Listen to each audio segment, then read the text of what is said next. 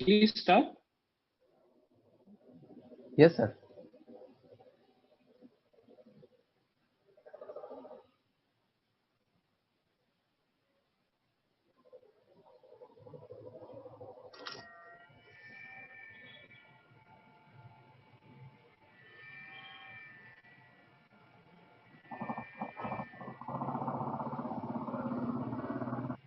Apurva, are you sure?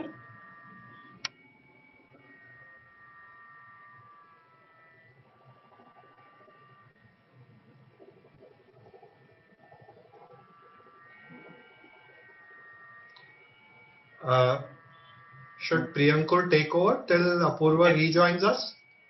Yeah, Niharika, please start out and introduce the topic and most importantly, Chandravati madam.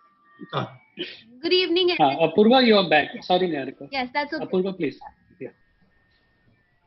You're muted, Apurva. Yes, I'm so sorry, but every program, every hurdle, any issue we have, we will always overcome, and we will always come back to you with much more information at the right time. Good evening, everyone, and welcome to all of you for yet another amazing session and series of QS, an exclusive obstetrics masterclass, which is a brainchild of Dr. Jaideep Tank and co-convener Dr. Parikshit Tank, and moderated by four of us, myself, Dr. Apurva Palam Reddy, Dr. Niharika, Dr. Rohan, and Dr. Priyankur. Today we have a very, very interesting session. Of course, all our sessions are interesting, but today's session is even more interesting because maintaining the theme of our previous sessions, even in this session, we will be talking about one exclusive and very important topic on obstetrics. We will be highlighting why nutrition is so very important in these days, wherein allopathy is becoming so common. Yet the importance of doing the right nutrition, and the most common and the most feared topic of all, practicing obstetric analgesia. How to kind of really be able to give safe and painless delivery to all our pregnant mothers. So these are the topics of our discussion today, and I can't be more thrilled to have our chief guest, Dr. Chandravati ma'am. It is an absolute pleasure to kind of have Chandravati ma'am with us today. She will be introducing us and letting us know about our conveners today, Dr. Jaideep Tank sir. Dr. Chandravati ma'am absolutely requires no introduction. She technically should be called the teachers of teachers, and even in this time of COVID, ma'am has beautifully adapted so much to technology and has been giving us goals to kind of follow us. So thank you so much for coming and joining us and gracing this session today, Chandravati ma'am. All to you. Thank you, Apurva, and all the four moderators. And I really thank Jaideep because I don't think he needs to say a second time to me to come for any his program, because I know that how superbly he plans out things. And of course, he has got backing of Parikshit to help him all the time to do all these things. Thank you, Jaideep, Parikshit, everyone, and all the moderators to have me today for this wonderful master classes in obstetrics. I know most of us who have come to and reached to this stage is basically because of our obstetric career and what we have done to our women and how safely we have delivered them and given them a healthy child and looked after them well. This is how we gain some popularity, we gain name, and you create a position for yourself into the society. And it is a wonderful thing of thinking that you decided to take obstetrics as a subject for master classes, because obstetrics is one thing that you cannot neglect. You need to be constantly very, very alert and very, very enthusiastic about all the programs you run. And I'm very happy to see the topics for today, because I've been told by Apurva that you have planned about 23 master classes, webinars, and each Wednesday you have this program for 1.5 hours almost, or 2 hours. And basically you choose to have one nutritional program in obstetrics, and rest of the topics also you choose accordingly depending on to the importance. So I'm very happy to see that today's program that Jaideep is going to talk about the breastfeeding, which we keep on discussing, keep on talking, and I'm sure he's going to talk about some very, very practical tips and very important second topic. Parag is going to talk about calcium in hypertensive diseases of pregnancy. And we do know that we are every day trying to bring down the incidence of hypertensive disease, the preeclampsia, the eclampsia, and we are trying to find out all the methods and causes how we can help it. So I'm very happy that Parag is going to discuss about a very, very important aspect of it. And I'm sure hearing that so far about 3,000 people have already logged in and achieved some knowledge through your 7 webinars. I'm sure this further is going to improve day by day because more and more people will log in. And as Purva said, the topic for the panel is also very wonderful because every time we keep on discussing what anesthesia we should use, how to make the pain relief during labor, and what are the safer anesthesias for all type of procedures in obstetrics. So I'm very sure the session is going to be wonderful and very, very effective for the people who have logged in. They're going to gain some important things. And because every time I do, even whenever I join a webinar, there are 1 or 2 points I take as a home message. Take home message is always there, whatever you have been knowing, but there's something, 1 or 2 things are always to add to your knowledge. And I think this is a wonderful way of doing all this. And I congratulate Jaideep, Parikshit, and the Apurva and Niharka and all the Dr. Priyankar, everyone as a moderator to carry on these master classes. Wish you all the luck for remaining master classes also. And wherever possible, I know now it is on Wednesday. I'll see through the topics, and if it is, I feel I'm free, I'll definitely like to join for these things, and I'll get a link from Apurva for these. Thank you. We wish you all the luck for this wonderful topic. I will mute myself and I'll be there as much time as can afford to be there. Thank you, everyone. Thank you so much, ma'am. I mean, it's again, as I said, it's a complete honor, and we are overwhelmed with what you said, that you will be there for the sessions that are going to come as well, and we would definitely look forward to having a lot more active inputs from you and your experience regarding how we've been practicing obstetrics. Thank you so much for being here today, ma'am. Thank you. So with that, I think we will have to. I would love to introduce Jaideep sir. Although this is our third webinar I'm doing with Jaideep sir, there is always something new that comes up. I have known sir and I've personally met sir for 7 years now, and he's probably one person whom we can say he is absolutely the coolest of the person. Even in the most deadliest of the situations, he will still be able to maintain that calm and ensure that he infuses the calmness to everyone, and that is the quality of a great leader and an exceptional speaker himself. The kind of perspective sir can bring into certain topics is absolutely amazing. And sir, I would have told this even if you would have not made me the moderator for this session. The entire list of accomplishments that sir has achieved, he has done for Foxy and the entire fraternity of obstetrics worldwide is not aloof to everyone. So with this, I request Dr. Jaideep Tank sir to go ahead and enlighten us in today's topic. Thank you. Thank you very much, Apurva. Can I request the other people in the faculty link to please mute themselves so that the delegates do not get disturbed? And I will just take 1 minute to share my screen and ask the two most famous questions since the lockdown began. Are my slides seen and am I audible? Thank you, Apurva. Let me begin first by Very, very profusely thanking Chandrati madam. I've had the honor and the pleasure of knowing Chandrati madam since literally since I was a child. And madam, one of my most precious memories is when I attended the AICOG in Lucknow and you handed over that plaque in a fashion walk to my father. I still have that photograph with me and it occupies pride of place in my house. Madam is decades senior to me, and I always say that she has the energy of someone who is decades younger than me. Every time I meet her, it is inspiring, and her unbridled enthusiasm for working and for learning is something which is so amazing and so topical and so inspiring. Thank you very much also to my co-convener, Dr. Parikshit Tank, and my wonderful moderators, Apurva, Niharika, Priyankur, and Rohan. This series would really not have been possible without you.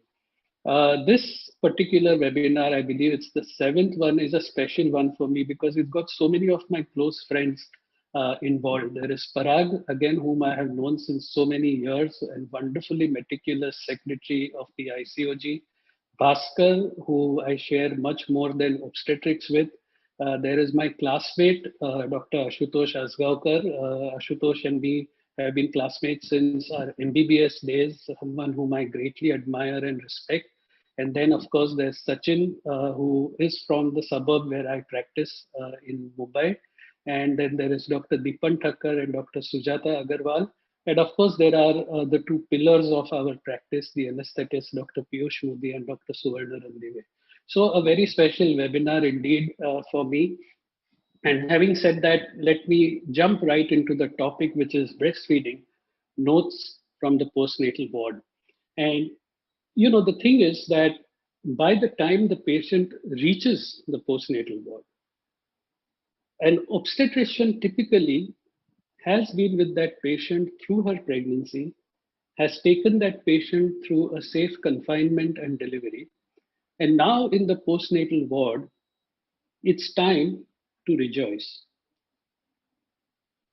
Does this mean that the patient always rejoices? Unfortunately, not. I sometimes feel that for what is supposed to be a purely natural act, something which is supposed to just happen to women who deliver, breastfeeding has so many issues that are simply not discussed enough. There is history to breastfeeding and Foxy.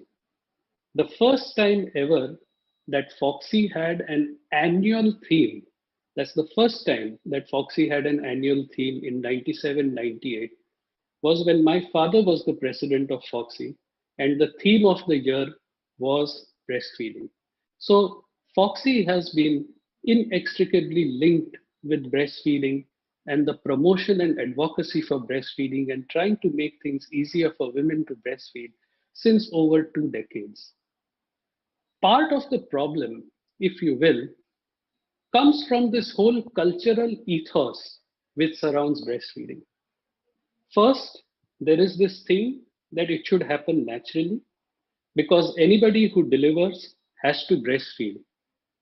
Second, the way breastfeeding is steeped in popular culture. Look at these posters right from Mother India. जुग जुग जियो मेरे लाल मेरे दूध का कर्ज चुकाना है तू गद्दार अगर माँ का दूध पिया है and this constant refrain about माँ का दूध and दूध का कर्ज and and the equivalence that breastfeeding has to a healthy child. For example, there's Shahid Kapoor saying, "Apni maa ka doodh piya hai." That. So it sort of gets ingrained in our women that if you do not perform, and I'm using that word deliberately, well at breastfeeding, then perhaps you are doing injustice to your child. And that leads to a lot of pressure. I will talk a little more about that. But before we begin, let us talk a little bit about what is considered to be the best practice for breastfeeding, both for the physicians as well as for the mother. Breastfeeding initiation an hour of birth along with skin to skin contact. There is even some advocates who suggest the breast crawl. That means as soon as the baby is delivered, put it on the mother, the child crawls towards the breast and finds its way to the breast. Exclusive breastfeeding for the first 6 months, and then continued breastfeeding along with adequate and quality complementary feeding after 6 months to 2 years or beyond. So, this is what we should be striving for.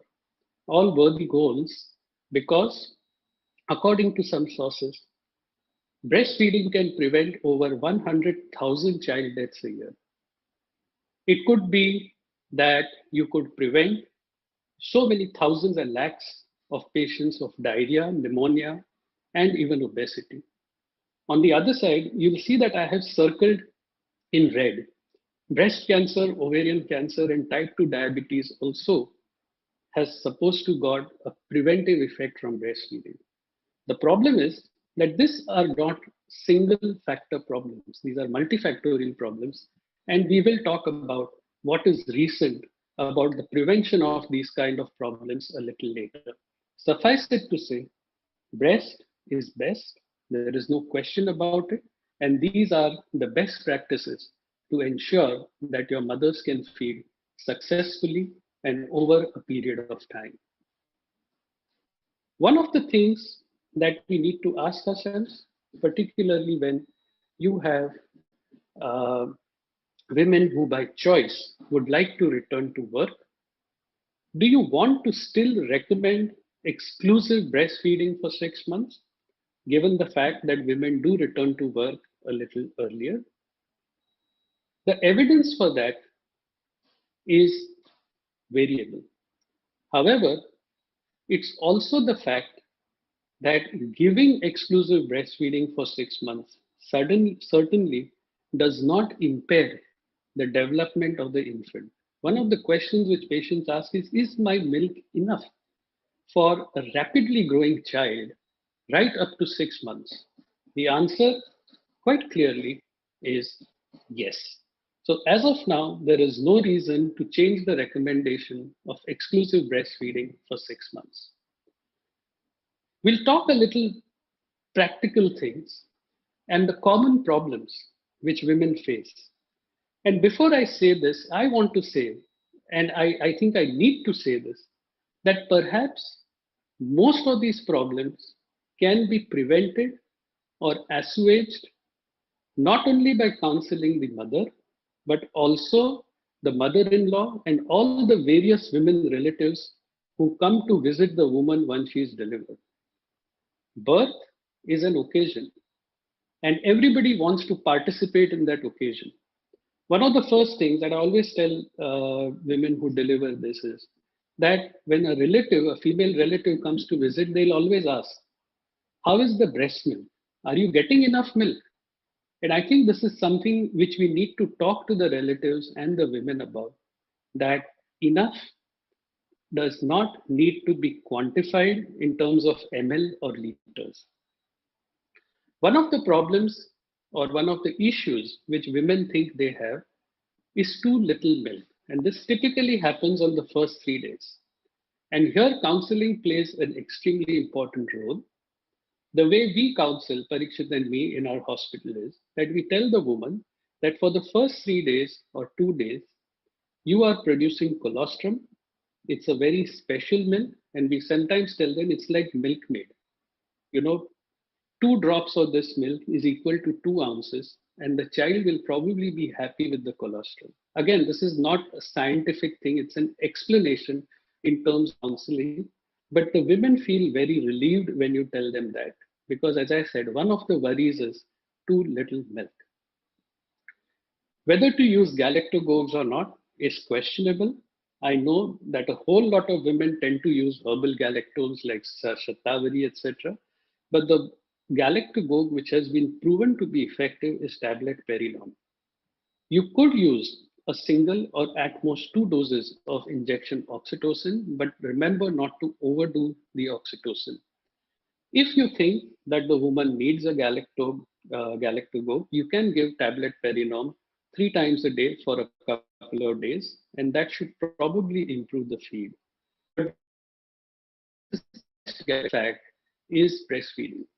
And we always tell women this, that the more you feed, the more milk you will produce. Because of this fear of too little milk, sometimes women shorten the interval between feeds a lot. And you need to tell them that you shouldn't do that. You also need to tell them that you should feed on alternate breasts. Because if you don't feed on alternate breasts, if you keep on feeding from one breast all the time, that breast will, the opposite breast will get engorged and cause all the problems which we are going to discuss next. So, too short intervals are also not good. You need to make sure that the mother is following those instructions properly. If the patient complains of an engorged breast, she can be taught how to express the excess milk. But remember that this is usually very painful, and this needs to be done gently. It needs to be done taking cognizance of the fact that it is extremely painful. Massage to the breast should be avoided because it may lead to mastitis or a breast abscess. And always remember the axillary tail of Spence. If you're taking rounds in the postnatal ward, women with engorged breasts always complain of tissue swelling in the axilla.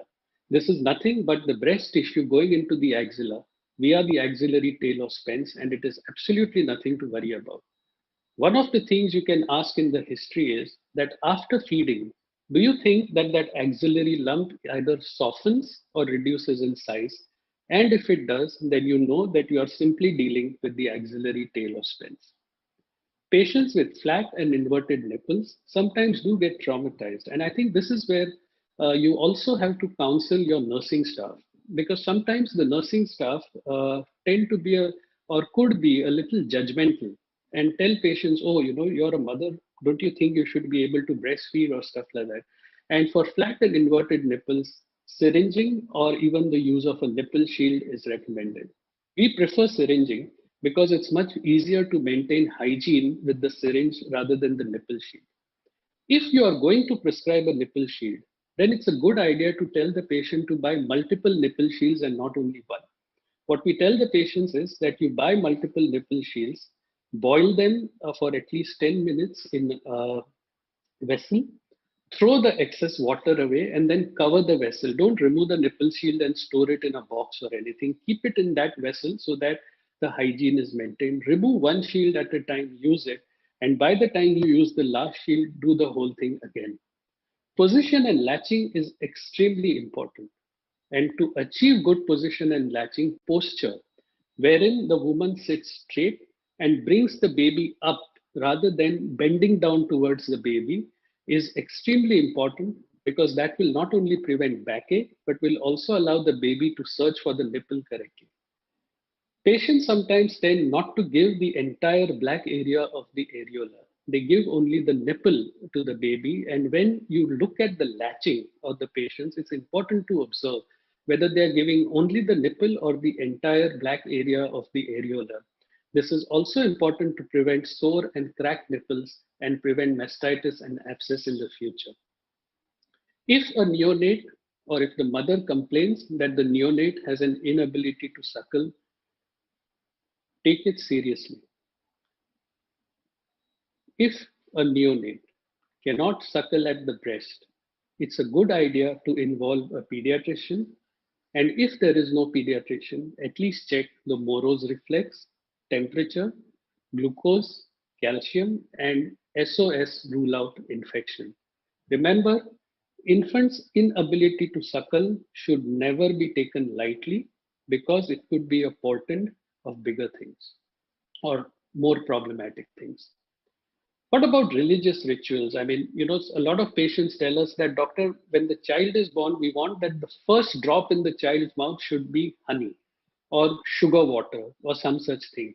We strongly discourage honey. We strongly discourage sugar water, because that completely changes the taste and will then later on causes difficulty in feeding. We can make a compromise by saying you can put it below the lip or something, but try to avoid. There are some patients who will be very insistent, and they will probably do it, behind your back. But at least we should counsel them that, they shouldn't really be doing this. As I've already said, sometimes it's as important to counsel the relatives as much as the patients, responsibility of healthcare providers, particularly the nursing and the paramedic staff. And lastly, of course, there is the issue of whether breastfeeding should continue in HIV and COVID-19. And as of now, evidence suggests that it should continue.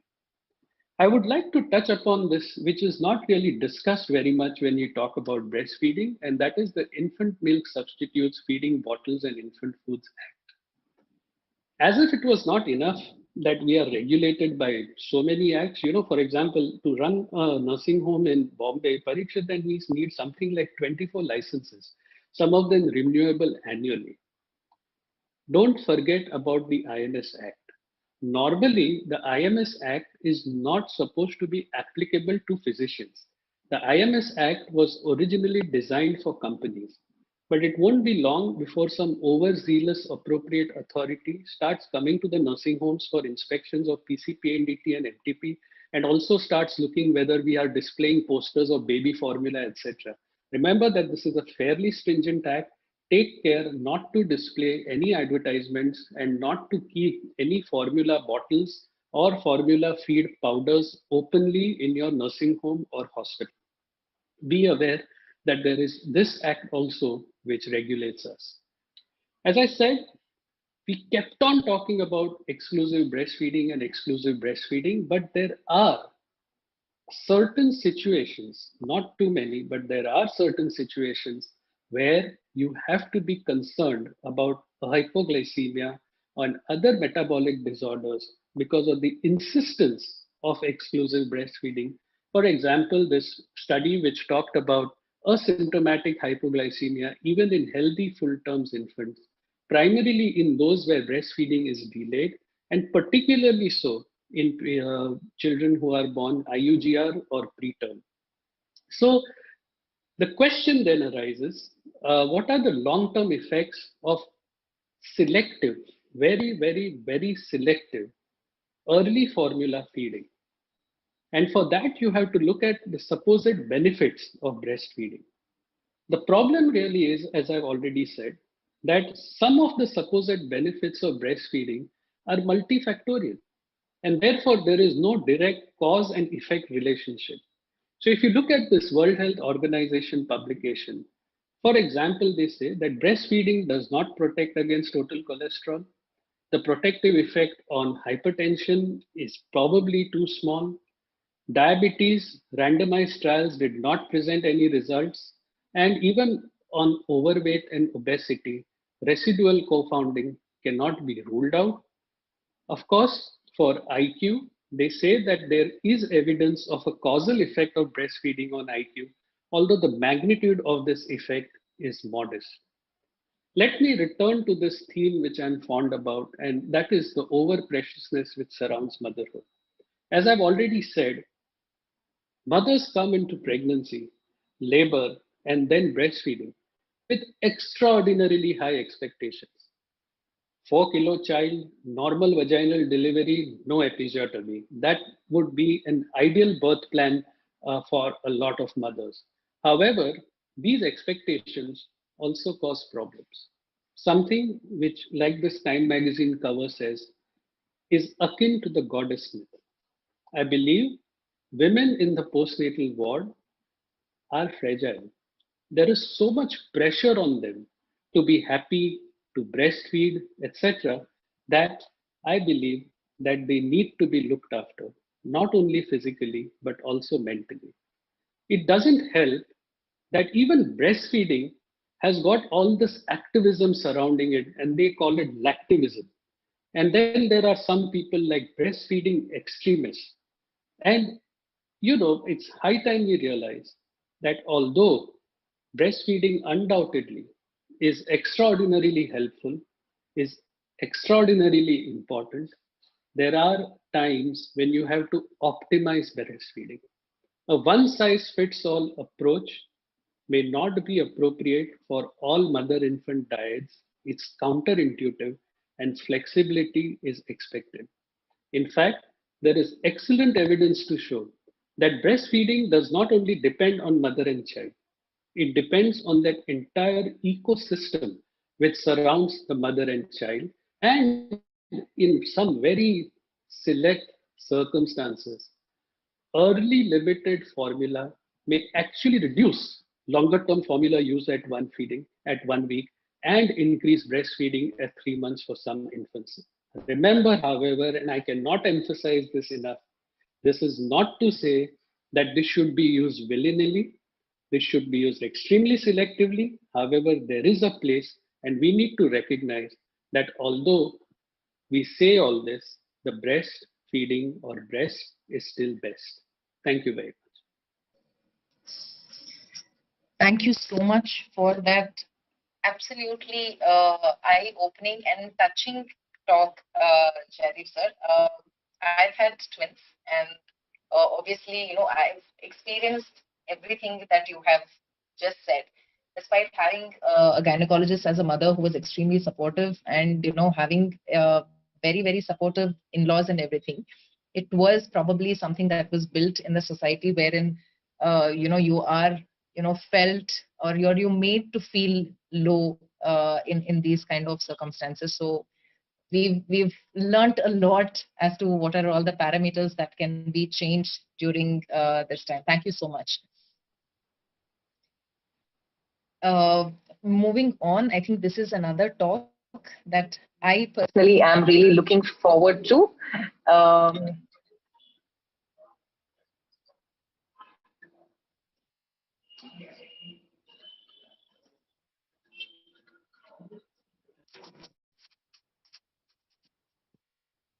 um, let me introduce Dr. Parag Biniwala sir, another very, very extremely endearing personality. Dr. Parag sir is a senior consultant OBGYN from Pune, and he's been the unit head and teacher to many uh, in Pune Medical College. Can we have Parag sir's CV? We will get to Bhaskar sir very soon.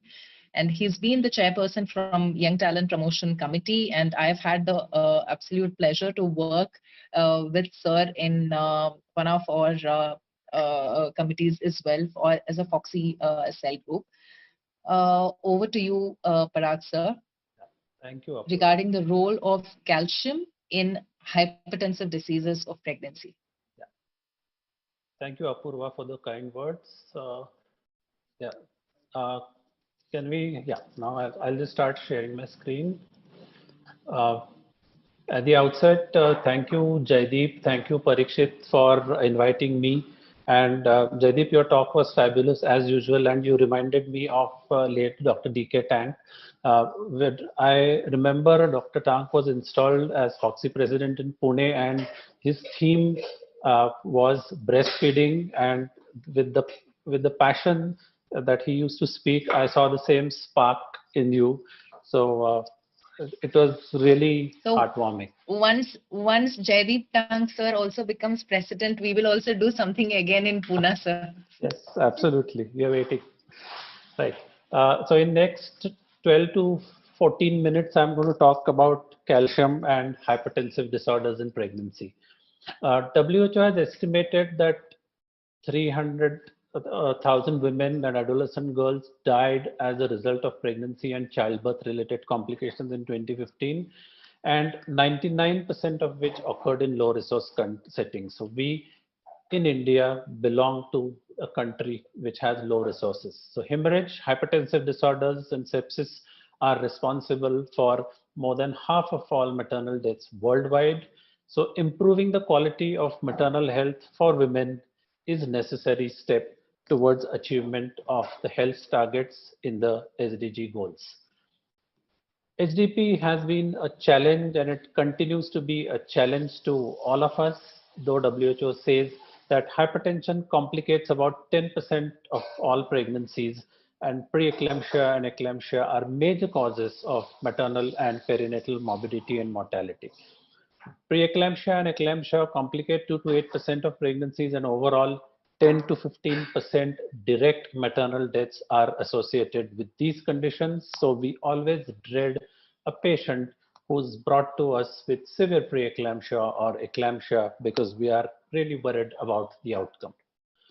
All of us are aware that calcium is one of the most common minerals in human body, and in pregnancy, It supports the growth and development of the fetus, and reduced bone resorption and skeletal loss is associated with childbearing. And in lactation, it is important that we supplement the woman with a good amount of calcium in order to prevent osteoporosis, because women do need a lot more calcium at this point of time.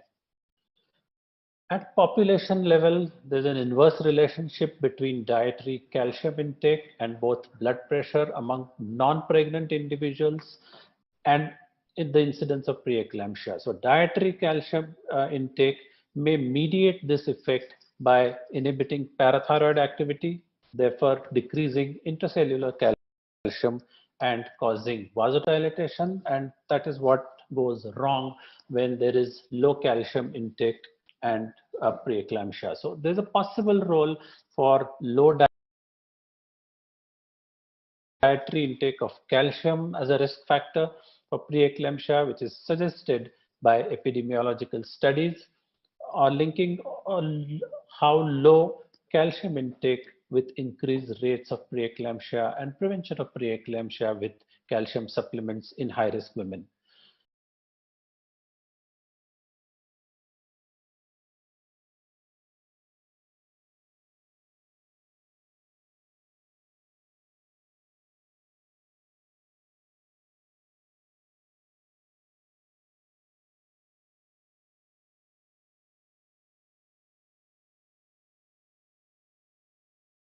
The mechanism of this association is not clear. It could be immunologic, it could be vascular effects of calcium regulating hormone those are altered in preeclampsia.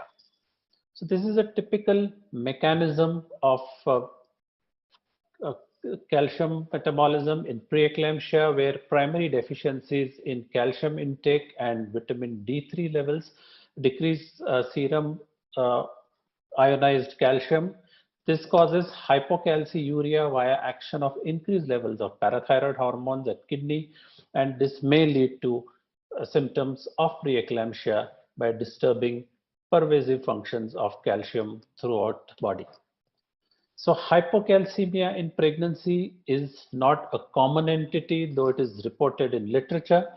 It occurs in cases of hypoparathyroidism, which is again a very, very rare situation, but more so in women with severe dietary inadequacies of calcium. And hypocalcemia during pregnancy can pose numerous problems, not only to the mother, but also to the fetus. And the maternal problems which bother us are the hypertensive disorders, including preeclampsia and fetal growth disorders. So what are the benefits of calcium? Now, this was a Cochrane review 2018, which reviewed 27 randomized trials, including over 18,000 pregnant women. Of these, 2/3 lived in geographic areas where calcium-rich foods were not commonly available or consumed. So calcium supplementation of more than 1 grams per day from mid-pregnancy to delivery approximately halved the risk of preeclampsia and hypertensive disorders in pregnancy. Other benefits of calcium, of course, would include reduction in risk was greatest for women with low baseline calcium intake, where the intake was less than 900, and those at high risk of preeclampsia. The meta-analysis also found that the supplementation with low doses of calcium reduced the risk of preeclampsia, and this was especially true when dietary calcium was adequate. Preterm birth was also reduced, but there was no difference in rate of stillbirth, neonatal intensive care admissions, and infant deaths. So how much calcium is the question?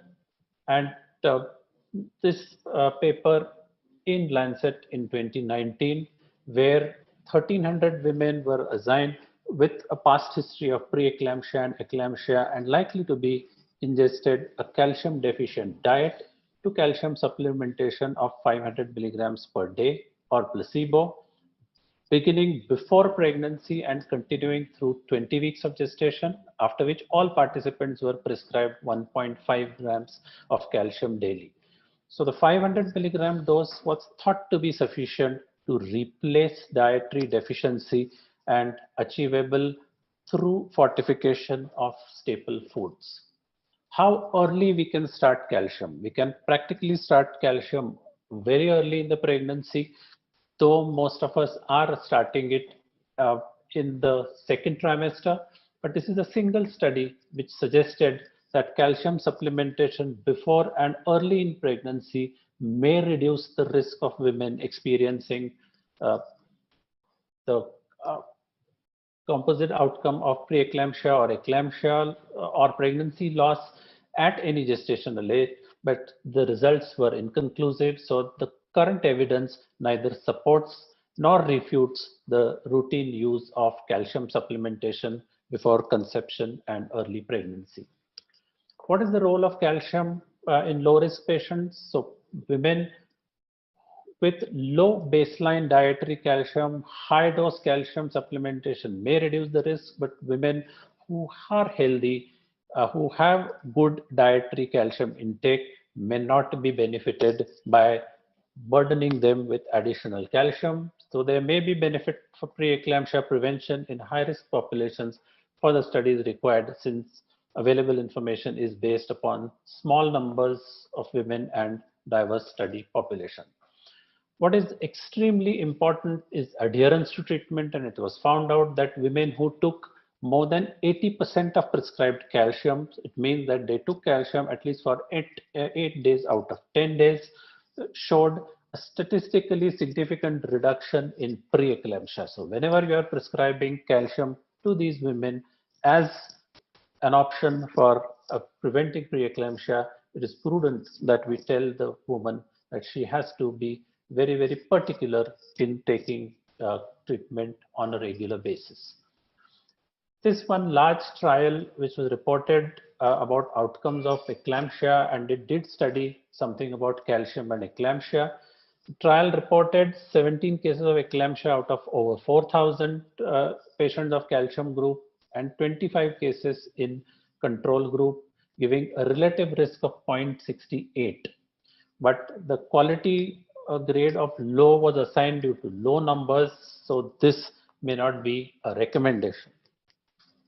What about calcium and severe preeclampsia? Again, this was a study rather old, done in our own country, where over 9,000 women were enrolled in calcium and control group.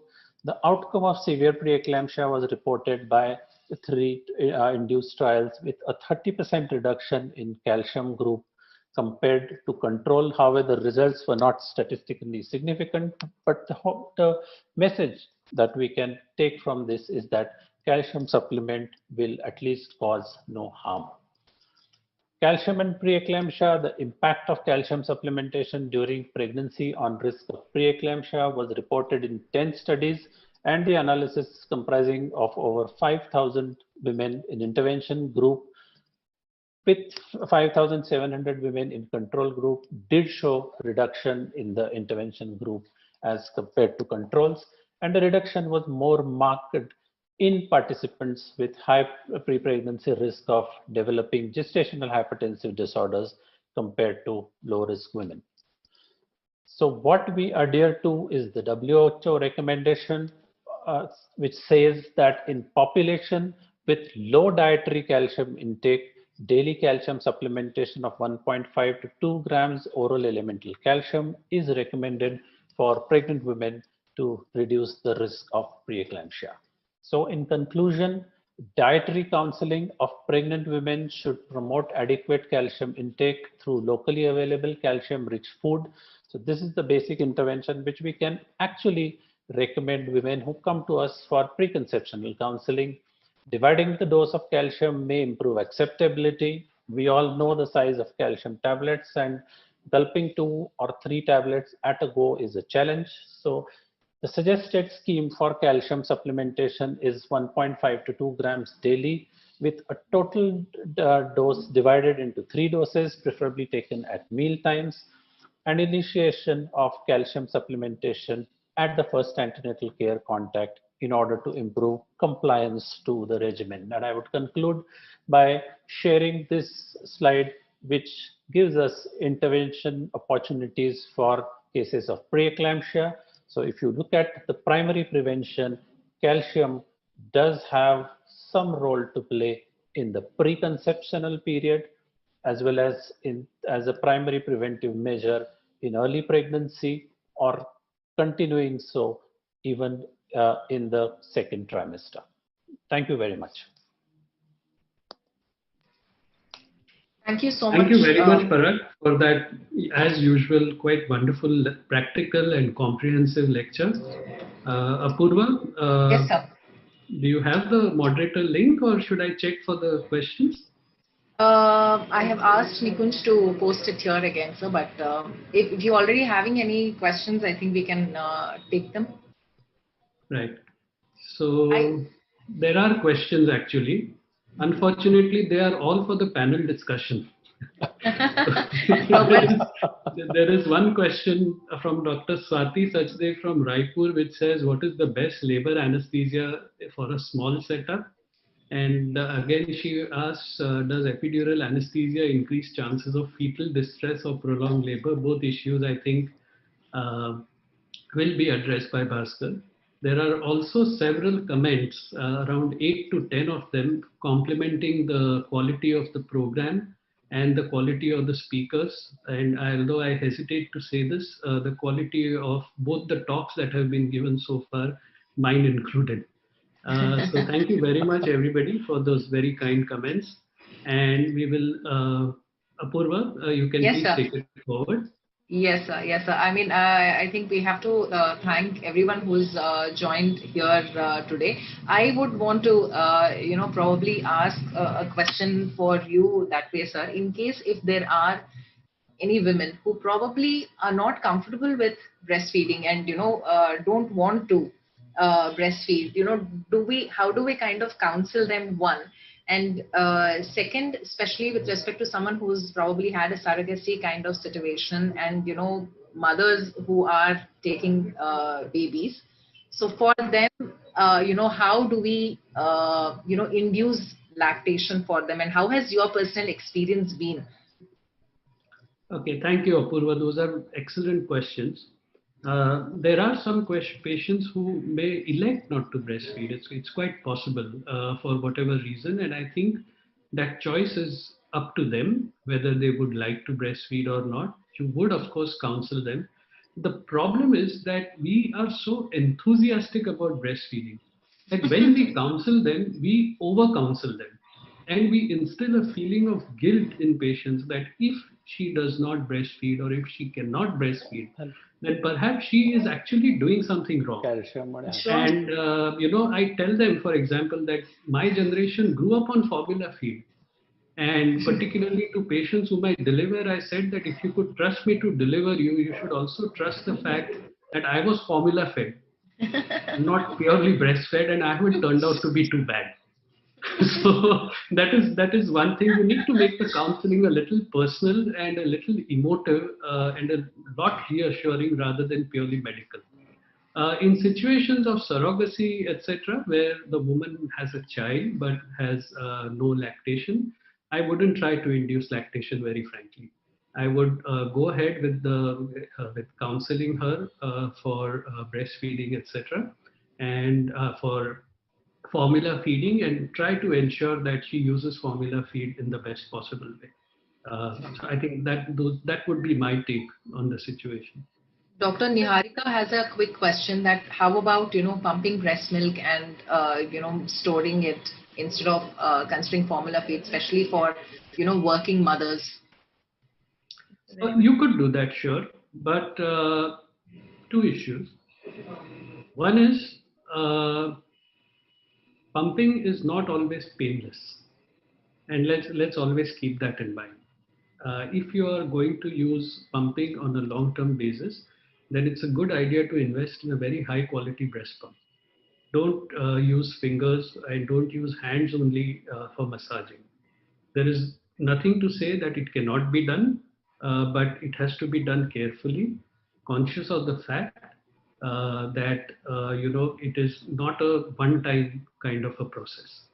Of course, over a period of time, women do get comfortable with pumping, and they also have the satisfaction of breastfeeding the child. But again, at the same time, let's remember that it's not as easy really as it sounds, and it doesn't take away, if you will, all the issues about breastfeeding. Thank you, sir. Parag sir, another quick question to you from Dr. Niharika again. Does calcium in the form of syrups and suspensions, is it having a good and effective rate of absorption? Uh, Apurva, what I personally believe is that whenever you are prescribing calcium, though there is a lot has been said about various formulations, we all agree that citrate probably are the most well absorbed calciums. But finally, it is the palatability and the ability of the woman to take the calcium is what is important. So whichever, because if you compare one molecule to the other, obviously there are pluses and minuses. So whatever the patient takes, that is more important. In any which form? Yeah. Great. Sir, can I just ask one question? Do we have uh, banks for breast milk also? Like that is also a good option for those who are not having lactation. We can encourage like poor women. They can earn some money also, like minimum money, and they can give their money breast milk to the breast. Sure. Sure. Jaideep, can I comment on this? Because Yes, there are please, two. Parag. Actually, my Yeah. internet connection, I'm in the Foxy office and the internet connection is not the best. Yeah. So I couldn't really hear that question. So please, Parag, go ahead. Okay, I'll just share some experience in Pune. There are two breast milk banks. One is in a corporate hospital, and the other is in the government hospital, the Sassoon General Hospital, which has the government medical college. I'm not aware about the money part, but here uh, women who want to donate, do encourage them to visit these hospitals and donate blood. For example, women who want to stop lactation because they've started working. So these women can be given an option of donating breast milk because at times there are babies who need to be fed in Sassoon. There are orphans are also managed there who do require some amount of breast milk. So the monetary aspect is a different part, but as a social activity, one can definitely think of this. Thank you, sir. Jaideep, sir, we have another question for you from Dr. Madhvi from Hyderabad. So, recurrent mastitis in lactating women, what is the best treatment? And is there any... Apurva, is the question recurrent mastitis in lactating women? Sir. Yes, sir. Recurrent mastitis in lactating mothers, best treatment. Yeah. So recurrent mastitis actually doesn't necessarily point only to the issue of infection. If a patient has recurrent mastitis, the problem could be postural, it could be poor latching, it could be cracked nipples. So you need to arrive at the source of the problem first and treat that rather than focusing only on the fact that she has a mastitis. So remember that this mastitis has a root and you need to sort of eradicate the problem from the root rather than focusing only on the infection. And remember that mastitis could lead to a breast abscess, but even if a patient gets a breast abscess, you can drain the abscess and the patient can still continue feeding from the breast even after an IND in that breast because of the lobulated nature of breast tissue. Thank you, sir. Parag, sir, one quick question for you from Dr. Ramadevi, madam from Vijayawada. Do we need to do a calcium level estimation in early pregnancy, especially for HCPs, or can we kind of go ahead and... I don't think it's a cost-effective measure. If there is a history of hypertension in previous pregnancy, probably we can spend 5 minutes and take dietary history in detail. And if you find that the diet is deficient in calcium, we can start supplementing it right from very early pregnancy. I don't think it makes sense to do the rest. Sure. Thank you, sir. One last question, Jaideep, sir, you from Dr. Indra Bhati, Jodhpur. She's requesting your experience regarding relactation initiation. Very, very little experience, to tell you the truth. Most of the times this experience is with women whose babies are shifted to the NICU. And in these circumstances, what you should do is, rather than suppress the lactation or encourage her not to feed at all, try and encourage her to keep on expressing the milk. If it's going to be a long-term situation, again, make sure she invests in a good quality breast pump so that she doesn't get cracked nipples or any kind of mastitis.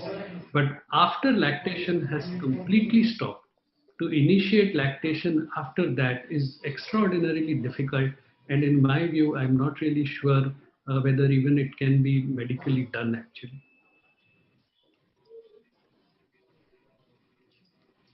Thank you so much for all the inputs and for the amazing interaction, Jaideep sir. Thank you so much, Parag sir, as well. Thank you for inputs, Sujata ma'am. Moving on, I think to kind of plan. Apurva, if I may interrupt for Absolutely. a minute. Yeah, I'm very happy to report to everybody who's watching that there are currently 2,883 logins to this webinar. So I'm really extremely thankful to all of those who have logged in. And I hope this webinar is real value for your time. As you will realize, we have tried to keep introductions, etc., as short as possible to maximize the time that we devote to academics. Thank you again for logging in such large numbers. Thank you so much, sir, for making a program in this order. And that was the only briefing we received as moderators. Introductions have to be less than 30 seconds or less than a minute. And I think a program and a series and a webinar series like this wouldn't have been possible without the constant support from from the entire team of Torrent and our sponsors. So my request, someone from the team to play their video, please. The triangle of B complex is essential for pregnant women in their dietary process, as while conceiving, women find it difficult to produce adequate levels of vitamins. With external supplements, they get their required dosage, which is ready for absorption and utility by the body. Vitamin D also is most crucial in pregnancy and lactation. For prevention from adverse outcomes, future risk to health of child, and maternal and fetal health during pregnancy. European Society for Pediatric Endocrinology confirms vitamin D3 2000 IU per day ensures adequate vitamin D status in pregnancy and early infancy. Vitamin D3 supplementation helps achieve the sufficiency and can be taken for a long duration. Calcium also plays an important role in pregnancy as its twofold requirement increases. Adequate maternal health is needed for fetal bone health, and as per the BMC Public Health article, calcium supplementation during pregnancy reduces gestational hypertension by 45% and preeclampsia by 59%.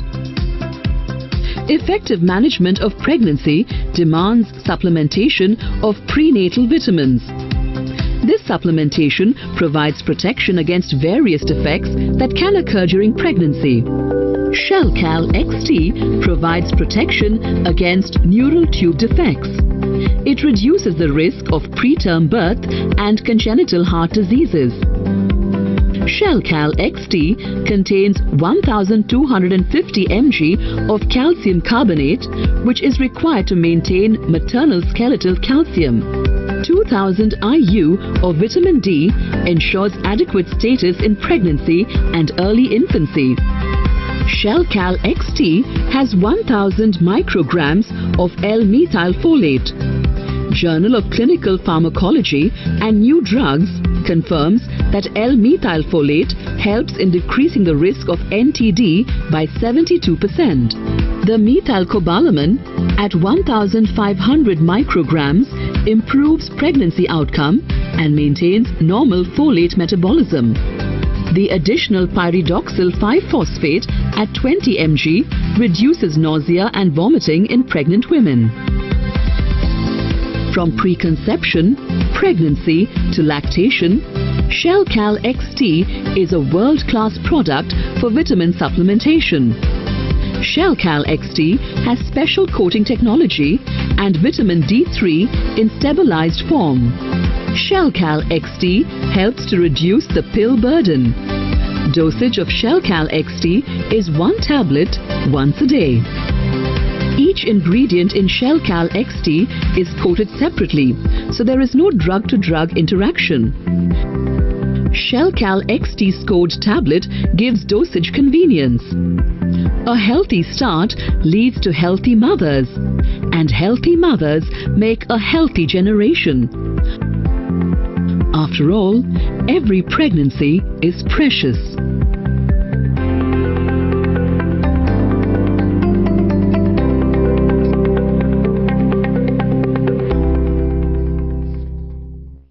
Thank you so much, Team Torrent. And Shellcal is undoubtedly one of the best calciums that is available with respect to even patient compliance. The level of efficacy, I think it is a tick, green tick on all those parameters.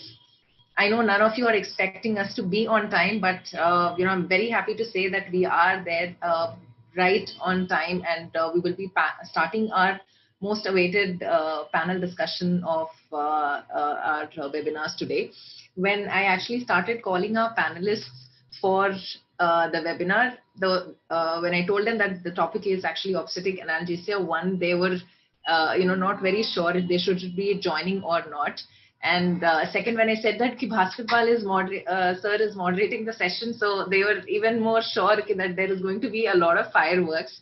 And I expect nothing less from today's panel discussion. And it takes immense pleasure in inviting our very dear Dr. Bhaskar Pal sir. He's a senior consultant gynecologist at Apollo Gleneagles, Kolkata. He's been a past vice president of Foxy, and has served again Foxy in many positions. May I request Bhaskar Pal sir to take over the session, introduce your beloved panelists, and take over the session, please. Thank you, Apurva. I'm indeed pained to hear that panelists don't want to join, hearing that I am the moderator.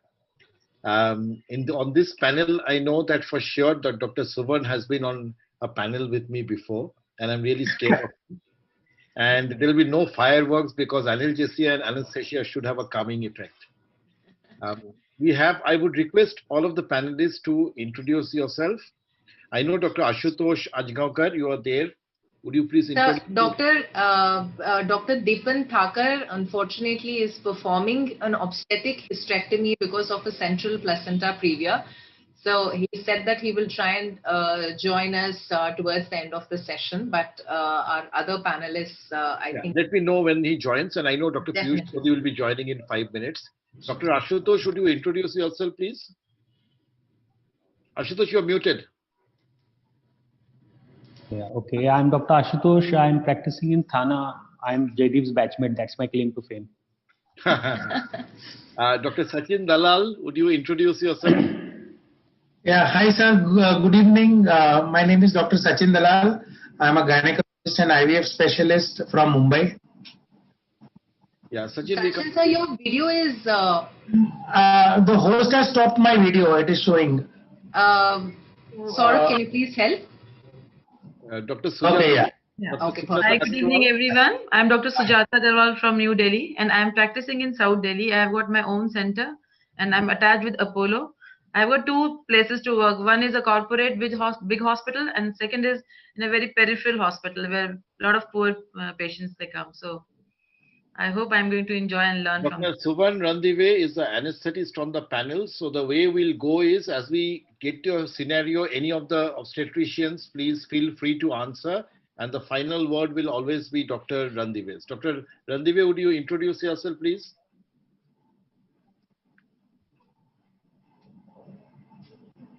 You are muted. Dr. Suvan, you are muted. Please unmute yourself. Hello. Can you hear me now? Hello. Yeah, please go ahead. Hello. I'm Dr. Suvarna Randive. I'm a practicing anesthesiologist from Ghatkopar, Mumbai.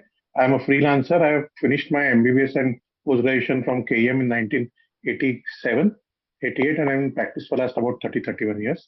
I'm concentrating on obstetrics analgesia for last about 20 years, and I work with Jaydeep and Parikshit. And I used to work with their father also for quite some time. Thank you, Dr. Randive. Okay.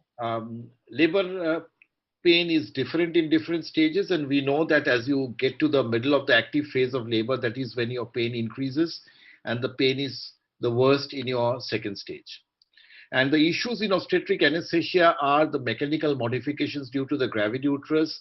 There is delayed gastric emptying, increased gastric acid secretion, esophageal regurgitations, risk of inhalation of gastric contents, and associated conditions like PIH, placental abruption, chorioamnionitis, which may complicate the situation.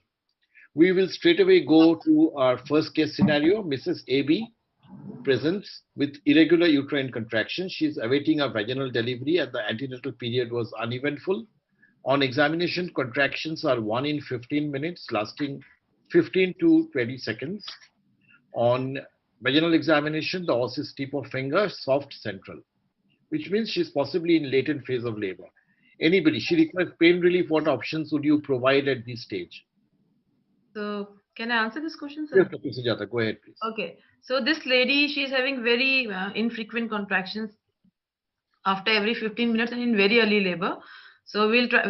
First, we'll ask her how much bad pain she's having, and then we'll give her two options. One is we can give her normal painkillers like Voveron or paracetamol, 100 milligrams, and we'll tell her if she is not, she wants a good pain relieving medicines. The best for her would be some narcotic analgesics, but they have some side effects that they can cause nausea, vomiting, drowsiness, and she may not be able to walk around freely after taking those medicines. So if she really wants to walk around, then we'll give her paracetamol or Voveron. Otherwise, we can give her morphine or pethidine. All right. So, but we can give her oral analgesics, isn't it? Means giving her injection. Yeah. Pethidine 100 milligrams paracetamol. Yeah. Given her. Sachin, you raised your hands. Come on, Sachin. Yes, as Madam rightly said, in such an early labor, latent phase of labor, give some sort of pain relief to the woman. I normally give 100 ml saline infusion containing tramadol and MSET. And that works very fine. It goes over 10 to 15 minutes and the patients are really pain-free after that. Yeah, can I just say something? Yes, Ashutosh, please go ahead. Yeah. See, there is a possibility that this is a false labor pain. So first thing, I think we should just give her an enema. And then maybe it's not labor. And then because you don't want to, just give something. She may not be in labor for all things. I just thought I completely agree with Ashutosh, although I wouldn't give enema. I think we've moved away from the practice of enema. I would, if I give anything, I would possibly give her only 1000 milligram of paracetamol and see what happens, because high chance that she might actually be in a false labor. Anybody has any idea, pethidine, yes, prolongs the latent phase? Sachin? Good evening. Never used, sir. Pardon? Dr. Randive, you want to come in? Please come in. Yeah, the pethidine is used very frequently around in our country also in earlier times, and it's still very popular around the world. It is known around the world with actually the name of meperidine. Now, it is given in latent phase. The only problem is that it is difficult to repeat it repetitively, because the half-life is about 2 to 3 hours in the mother, and half-life in the fetus is about 10 to 12 hours. And the active metabolites of the meperidine is normeperidine is also very active, and it has twice the potency of Caesar. So that is what it limits. So, but it is a very good drug in early latent phase, and it causes, it used to be called as morphine sleep.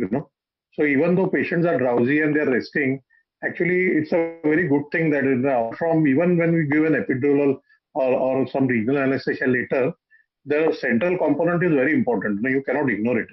So anything to do centrally in early phase of labor is very good. Yeah. Pethidine decreases uterine contraction intensity, so it may prolong The latent. latent phase. There are worries about pethidine Very prolonging the early latent stage. phase. Yeah. Any one Very of early you? stage of labor. Yeah. So basically, I think we would give pethidine once we are sure the patient has gone into active phase of labor.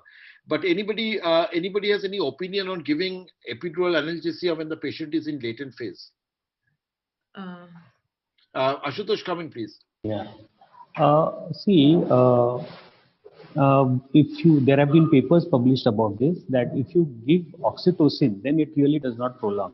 It's only when you don't want to use augmentation, then the epidural might prolong the latent phase. But if you are going to, because now everybody wants everything to be fast, so what we do is we give an epidural, we start oxytocin treatment, and that does not prolong. Thank you. Yeah, but as you said earlier, that this patient might be in false labor pain or very early latent phase. The only problem is of giving an epidural and starting syntocinon is the entire labor is going to be pretty long. Anybody has available Entonox? yeah, we have at Apollo, Indraprastha Apollo Hospital. And what is your using it. experience with Entonox? Yeah, I have. No. What is your experience with Entonox? It's a combination of 50% oxygen and 50% nitrous oxide, and patient can inhale whenever before contractions because it takes some time. Are you happy with it? Many patients they really feel very relieved, but many times many patients they don't like the smell and they get nauseating. So it's a mixed response. But it is better than pethidine. Entonox is no longer available in Calcutta. It was available in between for a couple of years and patients were very happy. So especially in patients where we're not sure whether the patient has gone into active phase of labor or patients want to try something, we have used Entonox. But I think in this current situation, if you're not sure patient is in active labor, it is better to use something like paracetamol. But anyway, we come to a more common situation after 4 hours. The contractions have now improved. She's contracting 1 every 5 minutes, which is lasting 25 to 30 seconds. On internal examination, 4 centimeters dilated. She requests more effective pain relief. Earlier, we had given her only paracetamol. Pethidine, epidural.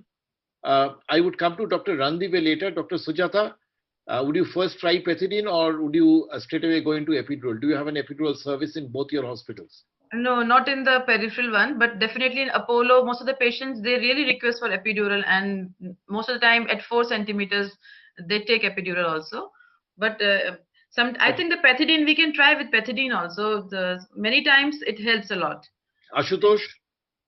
Yeah, see, pethidine has been proved to be less effective than 1,000 grams or milligrams of paracetamol. There have been many papers published. Plus, pethidine comes with its own problems. We don't get pethidine in Mumbai easily. Okay. It's available only in the government hospitals, and that too, maybe the license has not been renewed. So even in the government hospitals, it's not available. Okay. So pethidine, see, the basic problem with pethidine is it gives more sedation rather than pain relief. It is not. It has not been proved to be a very good for pain. It gives more sedation. Ashutosh, do you use more of epidural? Quite a few patients ask for epidural, but see, I work in a corporate setup. Most of the patients opt for elective cesareans. We don't do so many normal deliveries, but whatever we do, certainly they ask for an epidural. Yes, and it works beautifully. Yes. See, there are two types of patients. Two patients, they are satisfied with pethidine, they are sleeping, in between pain is coming. But few patients, they want a complete pain relief. Then in those patients, we have to give epidural. Sachin, what is your choice? Pethidine, again, you also have a problem with pethidine availability? I have never used pethidine. We have a problem, as Dr. Ashutosh rightly said. Pethidine is not available, Entonox is not available. At 4 centimeters, if she's in active labor, definitely epidural analgesia is the way to go. But in such cases, as I previously said, we've got excellent results with the infusion of tramadol with ondansetron. That really works well. It calms the patients.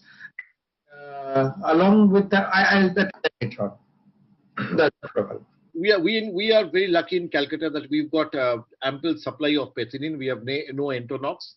And we, in fact, have very patchy epidural services. Only very few hospitals have epidural services. But I think the take-home point is that Dr. Randive said that what works very well is if you take care of the central component as well. So you give them pethidine early, and if they're not happy with that, then give them an epidural analgesia. Any precaution with pethidine? Dr. Sujata, I'll go to somebody who uses pethidine. Dr. Sujata? Pethidine can cause. Sujata ma'am, sorry. Dr. Piyush Modi also has joined Bhaskar sir, just for your. Dr. Modi, would you introduce yourself, please?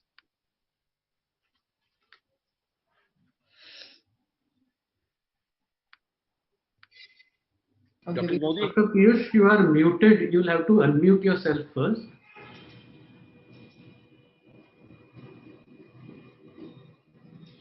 Okay. We'll come back to him later. Yes, sir. Yes, sir. Sujata, what precautions? We should give it only if we are very sure that patient is not going to deliver in another 3 to 4 hours. Number one. Number two, she can have nausea, vomiting, for which we can always give MSET. And sometimes whenever we are doing CTG, we might find beat to beat variability changes, and so we should not be very much worried we about should that. not react to if we see subtle changes in We the should not variability. jump on for cesarean. Yes, I think the biggest worry is that the patient delivers within, say, 3 hours or so, then the baby might be depressed. And irrespective of how much we calculate, all of us have had patients who delivered within 3 hours of getting pethidine. But do you have naloxone on your neonatal unit? I'm not sure, sir. Even I wanted to ask this question. Dr. Randive? No, naloxone is not very easily available. I think pethidine or Entanox especially pethidine should be restricted to latent phase of first stage of labor only, because we have an excellent alternative in terms of neuraxial anesthesia like epidural analgesia. I would at this stage I would rather go in for an epidural, and it is only problem with the epidural is that there are not too many anesthetists who are very comfortable giving it. It's a technically challenging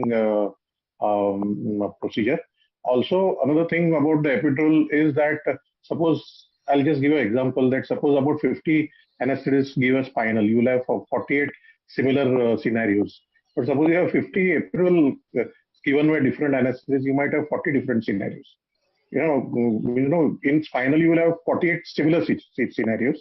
So what I'm saying is that epidural, the reason why it is not given so often is that the anesthetists themselves are not very confident. But if the anesthetist is expert and he can handle the situation, and I think epidural is very good. It allows you a painless, effortless, and stress-free mode of delivery. The principle is this, that we inject where we locate the epidural space around L3 or L4 space, and we inject very diluted local anesthetics. Dr. Randive, I'll come to you with that. I have a specific issue with that. I'll come to that in a moment. Dr. Modi, would you please introduce yourself? Yeah, I am Dr. Piyush Modi. I am also practicing in the same area as Dr. Randive, and we are colleagues, and I think we are practicing labor analgesia quite regularly in our area.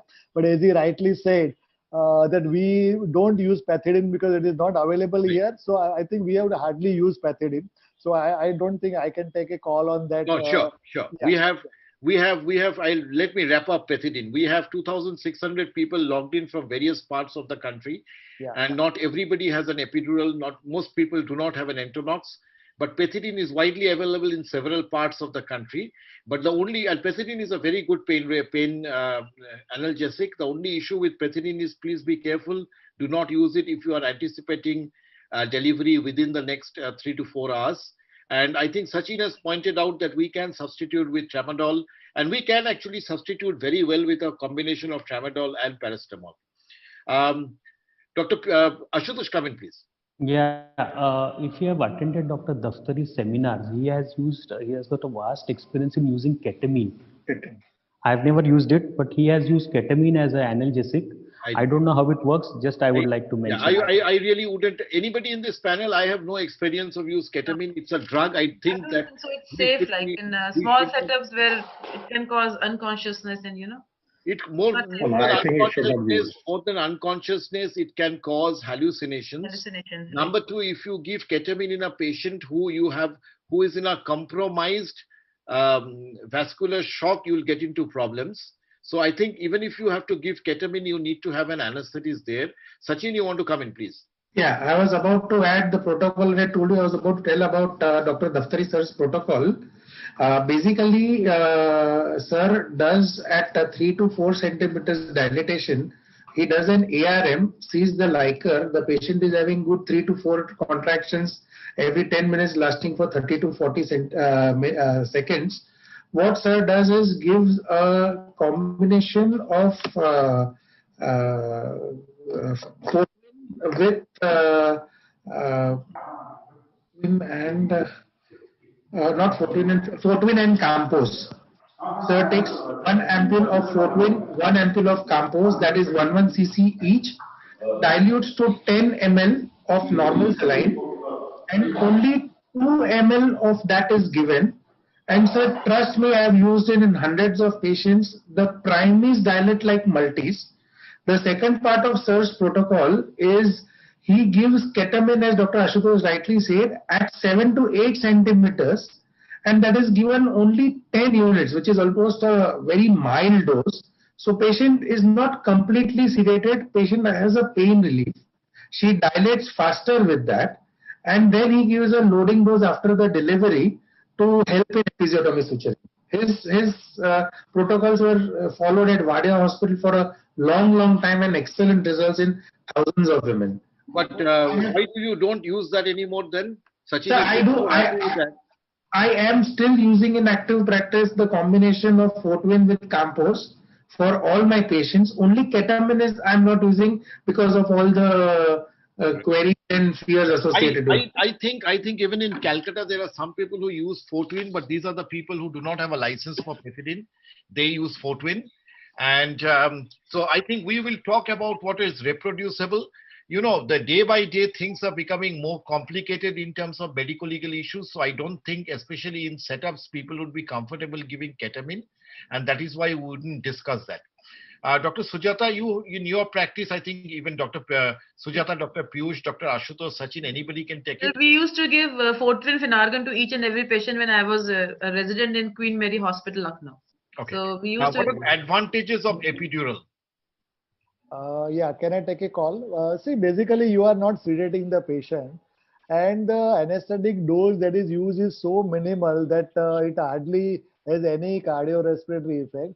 On the contrary, it is a more beneficial effect on fetal as well as mother by improving the uteroplacental blood flow by reducing the sympathetic tone. Once the patient is pain free, I mean, I have seen so many patients, you just give first dose of epidural and within 10 minutes patient starts sleeping because she was in such a tremendous pain.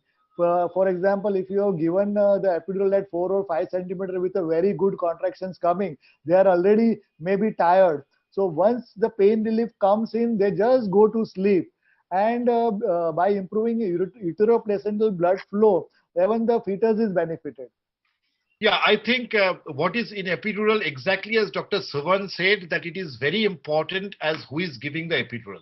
And in the right hands, it is the most effective method of pain relief in vaginal delivery. Correct. It provides complete analgesia in majority. It can be, the advantage is that it can be maintained or altered. It can be used over an extended period of time. There is no neonatal harm, as Dr. Modi said. And if you need an emergency cesarean section in a hurry, you can just You can continue. You can continue. You just top it up and continue. But yes, exactly. The problem is that you do not, as Dr. Randive said, that you will not always get 40 people will give an epidural and you will get 38 different scenarios. You will get patchy epidural, you will give dense epidurals, and especially with dense epidural, the patient won't be able to bear down. So Dr. Randive, this question is for you. What are the problems with epidural? I'm supposed to take it? Yes, please. And you tell us, you or not only you will tell us that, you will tell us what we should do or what anesthetist should be doing to avoid those. Epidural, basically, we give it with a 2E needle, which is about 16 to 18 number. Once in a while, rarely we can puncture the dura, and then we can have these post-spinal headaches. That is one thing. Second thing is that giving a loading dose through the needle is not very advisable because you can have a intravascular injection. Now there are 3 black swans which can occur. One is that you can have a high epidural. Second, you can have an intravascular injection of local anesthetic. And third, you can have a total spinal where the drug advently goes into spinal. All 3 can be catastrophic. Now it is very rare that these things occur in good hands, but but then they are mentioned in literature and they do occur once in a while. Personally, in my practice, I practice it very differently for last 20 years. I don't give the loading dose of epidurals. I give a block which I have created myself called as differential spinals. Now, the first shot I give is of a intraspinal intrathecal local anesthetic of a very dilute form of bupivacaine, and this creates a block in the spinal space along with a narcotic, and the whole thing is that the whole drug gets fixed in 15 minutes. Now, because you are not injecting anything in the epidural space, all three major problems are avoided. And once you resuscitate, once you manage the hypotension in this scenario, then the patient is very comfortable after 15 to 20 minutes. Only thing is that because the volumes I use are in intrathecal spaces are high, about 5 to 7 ml of 0.1 to 0.08% bupivacaine, I not only I monitor the patients with blood pressure and pulse rate, but there is an extra monitoring parameter which I use is called perfusion index ratio. So this perfusion index ratio was initially available on Datexomida and Massimo pulse oximeters only, but now it is available even in simple finger pulse oximeters. It is a ratio of pulsatile to non-pulsatile flow. Now, a minute I'll take here. It's a very important ratio which is very easily available now, and it is a reflection of systemic vascular resistance or the peripheral vasodilatation. Looking at this amount of peripheral vasodilatation, the resuscitation is done if needed with the inotrope phenylephrine instead of using mephedrine or ephedrine. Phenylephrine is the drug of choice now to be used for obstetric epidurals also, and spinals if you need for cesarean section also. So by my first blocks which I give, they last for about 2 to 4 hours. Now after that, once the intrathecal spinal is given, my differential blocks are given, I introduce a epidural catheter, and then I use it only for my top-ups, or if I have to continue for its cesarean section. Now, if the patient is going to deliver within 2 hours, nothing is needed. Patient delivers in the first intrathecal dose only, my differential spinal, which I call them. And if the patient is going to deliver more than 2 hours normally, then they start feeling little mild contractions, in which case then I inject through my epidural catheter. But again, I am extremely careful of not using any bupivacaine in epidural space at all. I use diluted lignocaine with adrenaline, which is carbonated, for my top-ups.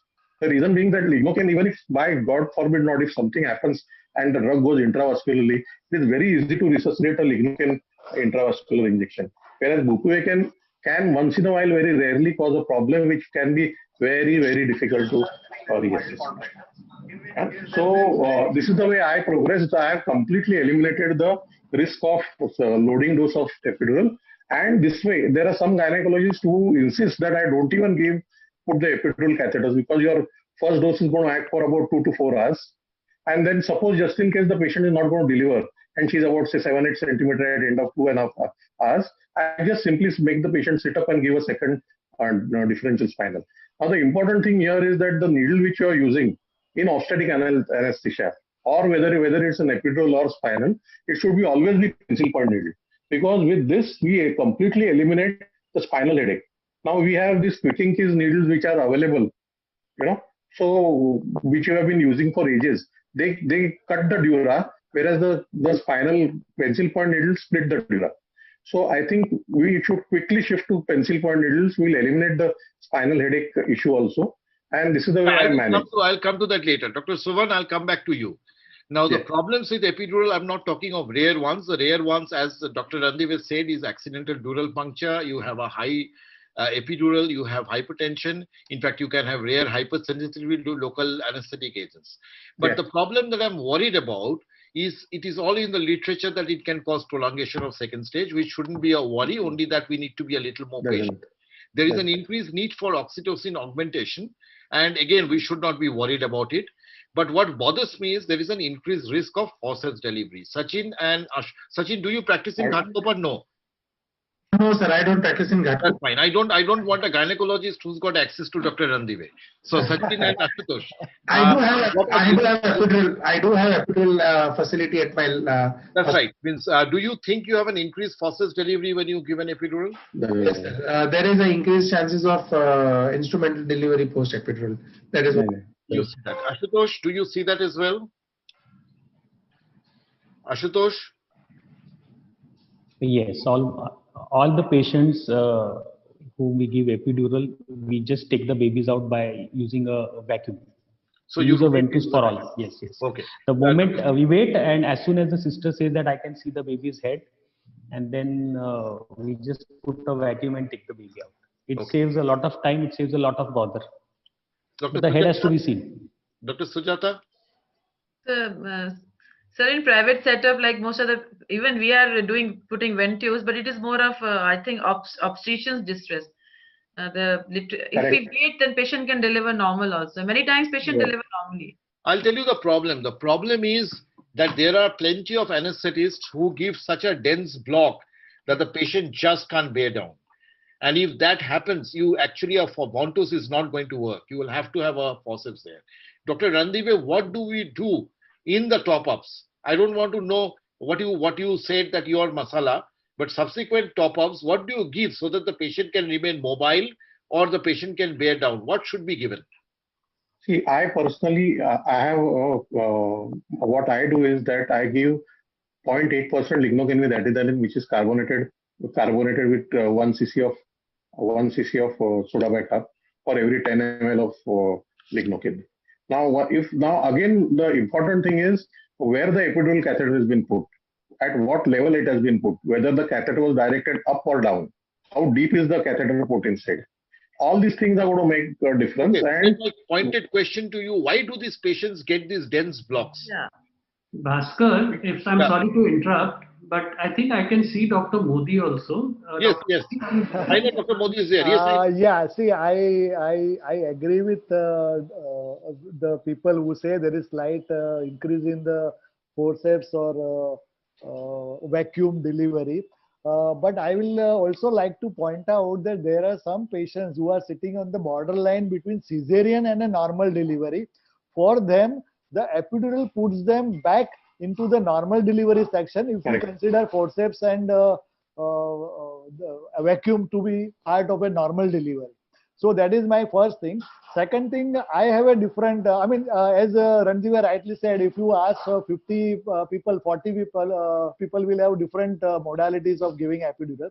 So I don't use lignocaine at all in the epidural space. It is the other way around. I use only bupivacaine, which is a less motor blockade than lignocaine, and I use in a very mild concentration of only 0.1%.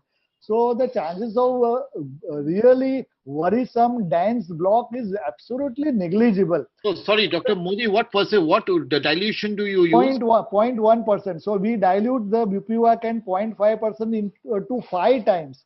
So I just take 2 cc of bupivacaine 0.5% and dilute it into 10 cc. And depending on the patient's requirement, whether it is a first stage or second stage, you can use the volume of this solution to cover more segment or less segment depending on the need be. So I have a very less experience of patient having very dense block and not able to bear it down. And I would like to one more point that see generally our epidurals or spinal or whatever labor analgesia we are giving is in the labor room, and I think everybody will agree labor room we cannot be considered 100% sterile as compared to OT. So I generally don't like to use spinal for anything in labor ward. If at all I want to give spinal, I will take patient into OT and there I give spinal.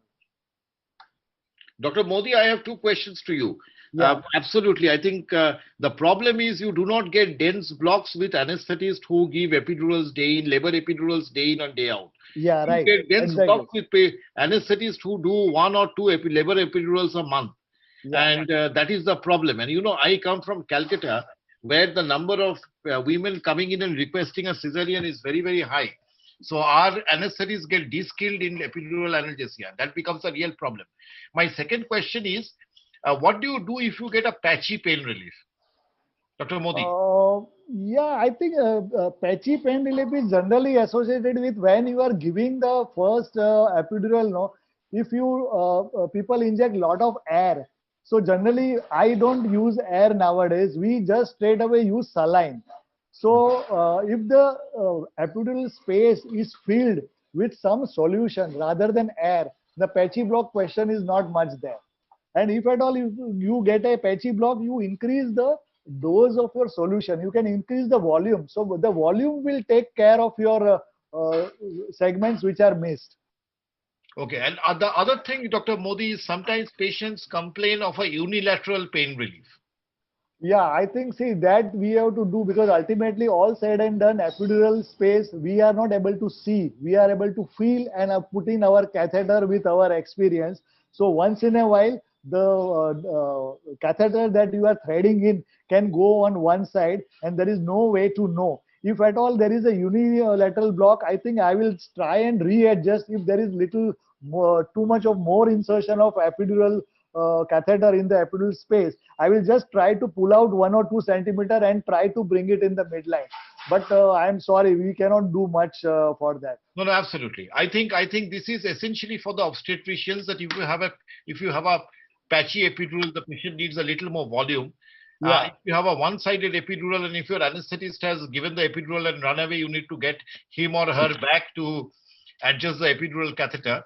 And that for the solution to dense block is to have your epidural done by somebody who's doing a labor epidural day in and day out. Now I'll come back to the three gynecologists.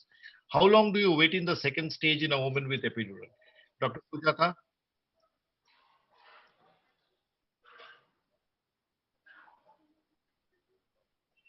Dr. Sujata, how long do you Okay, wait? sir. Yes, I'm sorry.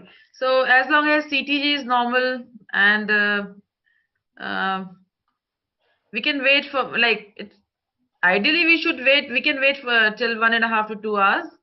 But if it is very dense and head is down and patient is not feeling at all any contraction, then we have to go for instrumental delivery. Or if Dr. she's Ashutosh? feeling Yeah, the recommendation is 4 hours for a primary and 1 hour for a multi. But I think I don't wait for more than 2 hours Okay. practically.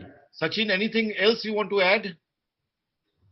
No, sir, I think they've covered a lot. Yeah, I think earlier if we said that the duration of second stage in primates was told to be second 2 hours and 3 hours if it is an epidural, I think we need to stop putting arbitrary time limits on the duration of the second stage, and we need to divide the second stage into the passive stage of descent and the active stage of pushing. And what the NICE guideline of 2019 says is that you delay pushing at least 1 hour or longer after full dilatation.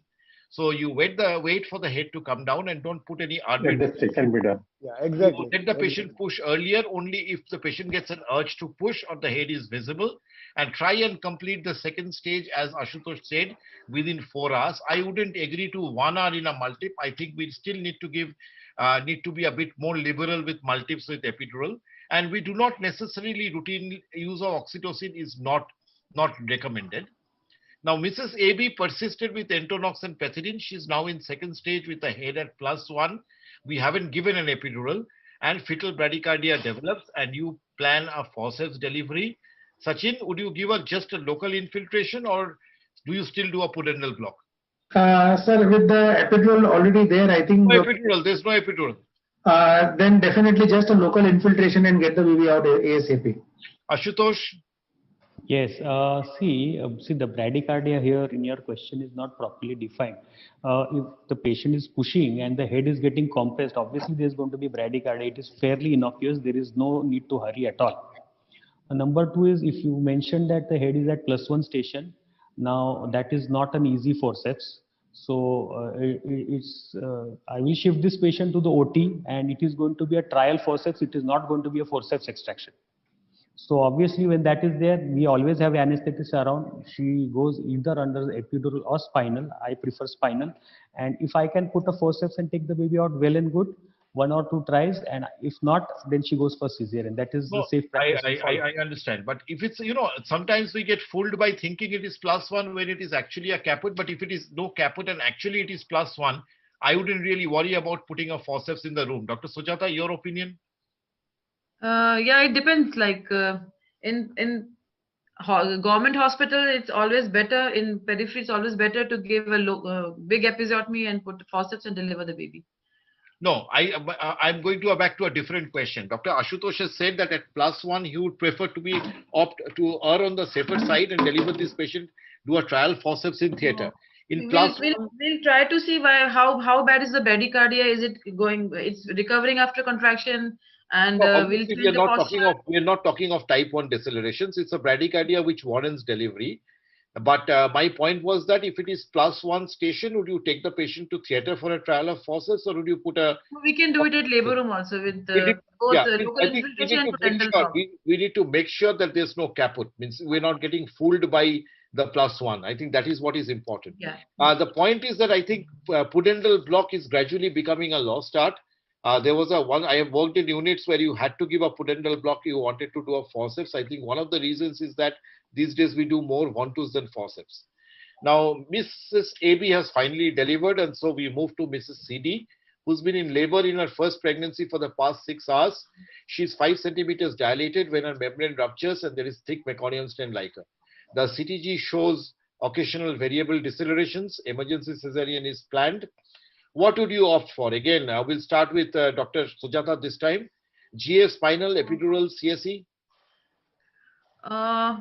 Like if patient, if patient is like if anesthetic is around quickly, we can do spinal also. And otherwise, if patient is like if she's empty, it depends how wet when she had her last meal and how wet is bradycardia. Like, but ideally we should give GA, but we are giving spinal also. Why should we give GA? Because it is more quick. It is more quick, and we can deliver fast. No, Dr. Ashutosh, I think Dr. Ashutosh vehemently nodding his head. No. It takes the same amount of time. If you have the anesthetist will give. In fact, sometimes it might be faster. Yeah. Dr. Sachin? Spinal, sir. Yeah, I think what is very important is a patient who's got occasional variable deceleration. It is not a prolonged bradycardia or a cord prolapse. So without going into the discussion whether it takes the same amount of time, it is absolutely safe to wait for this patient for a spinal, or even I have had anesthetists who can give a single shot epidural as quickly as a spinal. So I think the important word from a gynecologist point of view that this patient is suitable for a regional anesthesia. Ashutosh, what are the advantages of spinal anesthesia? Advantages over general anesthesia, I suppose. Over general as well as epidural. Epidural according to me is very good. It scores over spinal. The only problem is you want to do a cesarean under epidural, then your incision has to be bigger because you are going to have problems with the muscles are really tight. But and it takes a little more time for the action to come. You have to wait. You have to be patient because it will take definitely more time than the spinal. Spinal is fast, especially if your anesthetist is fast. And obviously the advantage over GA is profound. There is no problem. The patient is breathing on its own. I think Dr. Randive said right at the start that if you 50 anesthetists give 50 spinals, 48 of them, the result would be the same. So which means that it is simple and effective. And it rarely fails. That is the point that, sorry for the spelling mistake, that is the point that he was trying to make. As Ashutosh said, that it is more rapid than epidural analgesia. And there is obviously with regional spinal, there is a less risk of VTE compared to GA. For people like Dr. Sujata and I who practice in Apollo, it is significantly cheaper than having a general anesthetic. And of course, please remember that it is 16 times less mortality with a spinal compared to a GA. However rare the mortality is to the woman who dies, to her family, it is 100% mortality. What are the problems with spinal, Dr. Modi? Yeah, see, as you rightly said, spinal is the choice of anesthesia for almost every cesarean.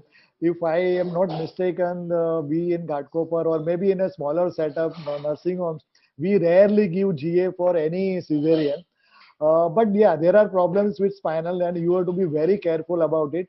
Although 50 out of 48 anesthetists may give spinal, but you have to, I mean, you might have given thousands of spinal, but one fine day there will be severe hypotension, even leading to respiratory arrest.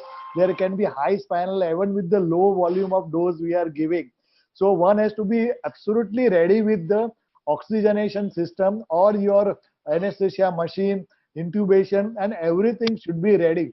So don't take the spinal to be lightly that okay, I can just walk in and just give spinal without checking anything. You have to check all your OT absolutely fully as if you are going to give GA and then give spinal.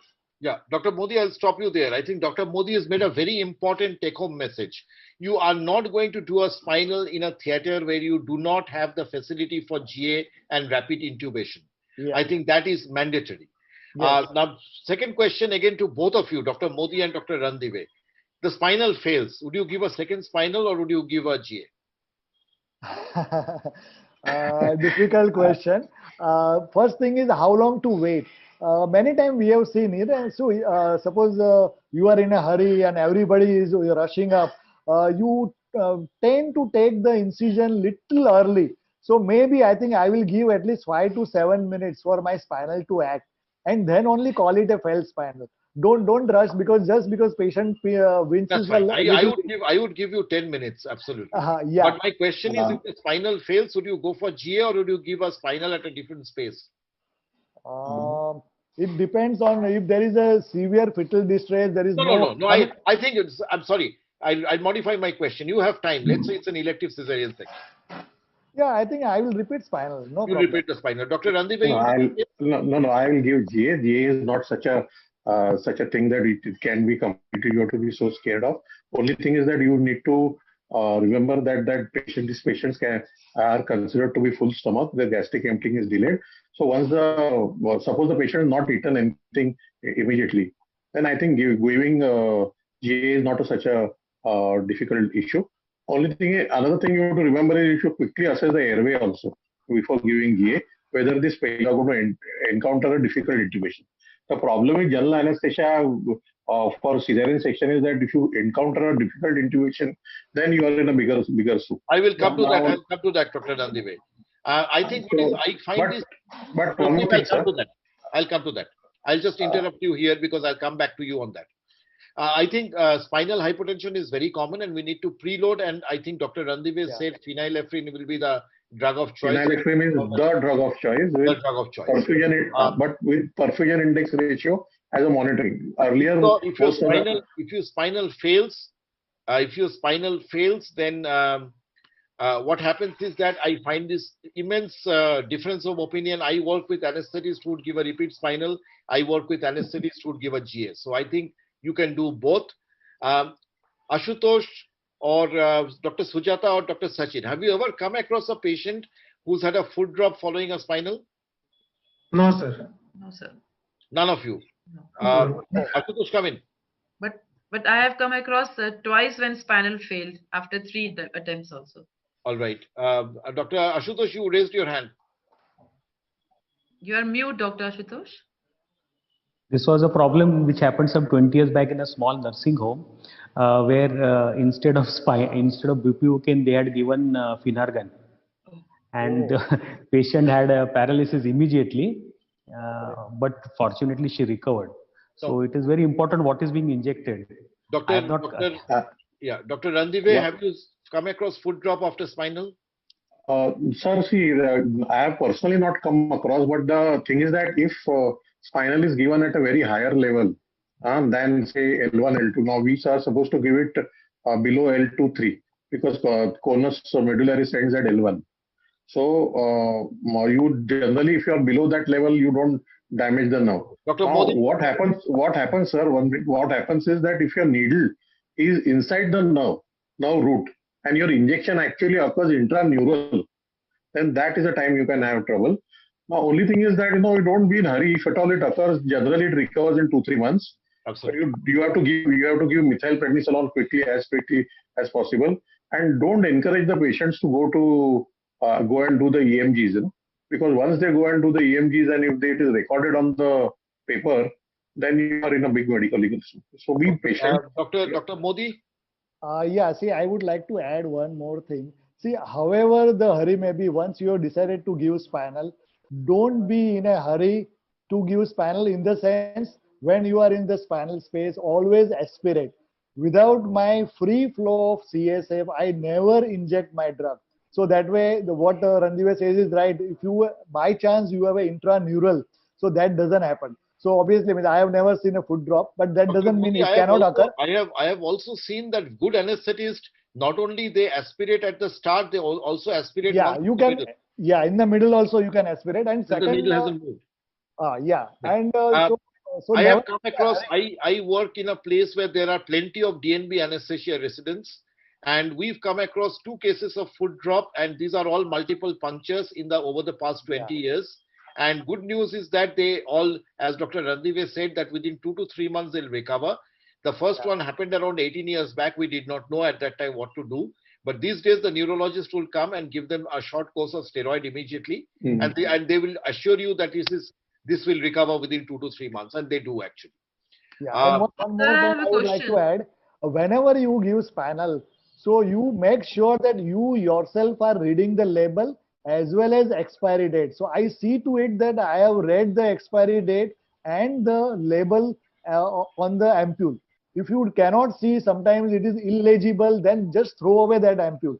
Don't be in a hurry to, I mean, see, ultimately, when you are dealing with somebody's life, you have to be very, very careful. So 2 or 3 minutes more actually doesn't matter as far as the the fetal distress is concerned. Means you are not going to alleviate whatever is going to happen. So please don't be in a hurry to give spinal. And Dr. Modi, I think as part of safe surgical practices and safe surgery checklist, any medication that is used in the theater should be checked by 2 people and it should be read out aloud. Yeah. Yes.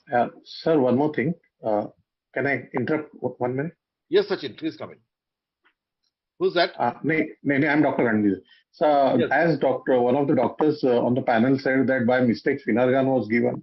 Now, we have to be very careful, and in fact, it is there on my head every time I give spinal. Is nowadays we are using tranexamic acids rampantly in every patient. Yes. Now there are 31 cases which are reported where by mistake tranexamic acid was given instead of anavin. And fortunately, in India, at least I have not seen the labels being similar. And all these 31 patients instantaneously had seizures, and none of them could be resuscitated.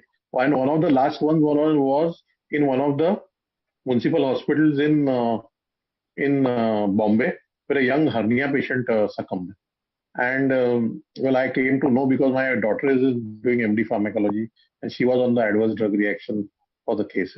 So be very, very careful. Absolutely. Have a separate protocol. Keep your pause or tranexamic or a clip, whatever you call, in a very different place. Don't underestimate. This is not a very well-known problem, but the ampule is always there around. So just be careful on one of those days when everybody is tired, exhausted. Absolutely, absolutely. Things I think those are systems failure, and that is where we need to have systems in place. For example, for JCI accreditation, we have to go through similar sounding drugs, similar looking drugs, etc. Correct. Sachin, when will you not use spinal? Probably the only conditions where I will not use spinal is eclampsia, cord prolapse, and a patient who is having a kyphus poliotic spine. I can give 2 more reasons. Sure. Dr. Sujata? In Yeah, fact, theoretically, like raised intracranial tension, or there is some local infection at spinal cord, or patient is also coagulant. Come in, please. Yeah, heart disease, Tight patient in MSL hypotension. Okay, Patient in severe hypotension, that I heart will disease. not let the anesthetist give a spinal is if a platelet count is less than 80,000. And the second one where I'll not let her give a spinal is the patient is on anticoagulant. And if the patient is on a therapeutic anticoagulant and it's been less than 24 hours, and if the patient is on prophylactic anticoagulant and if it is less than 12 hours, these are the 2 situations. Correct. So essentially, patient refusal, coagulopathy, low platelet, placenta accreta, parcreta, eclampsia, hemodynamic instability, infection at puncture sites, and history of neurological problems. Anesthesia and extreme emergency, prolonged bradycardia. I think prolonged bradycardia or cord prolapse, Sachin has already said that he will not use spinal. Ashutosh? See, cord prolapse, Sometimes these cord prolapse, nothing happens to the baby. We can give, we have the municipal hospitals, we have always given spinal for cord prolapse as well. It is taught that you should give GA, but there's more than enough time. See, anyway, it takes What 10 if to it's 5 a to 10 prolonged? minutes. What if it's Yeah, a prolonged bradycardia? Suppose it's a yeah. prolonged bradycardia.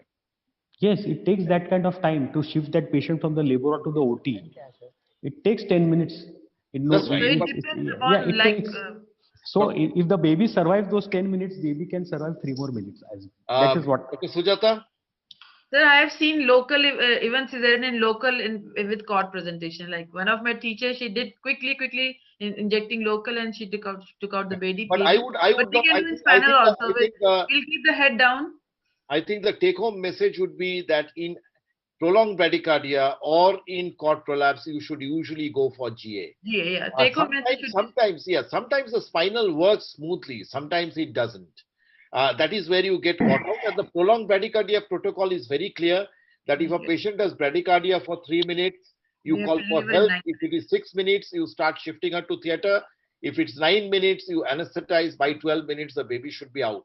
Cord prolapse and prolonged bradycardia are possibly the only two situations where your decision delivery interval needs to be under 15 minutes. You might get away with a spinal, but if you do a spinal and something goes wrong, it is going to be very difficult to defend that in a court of law.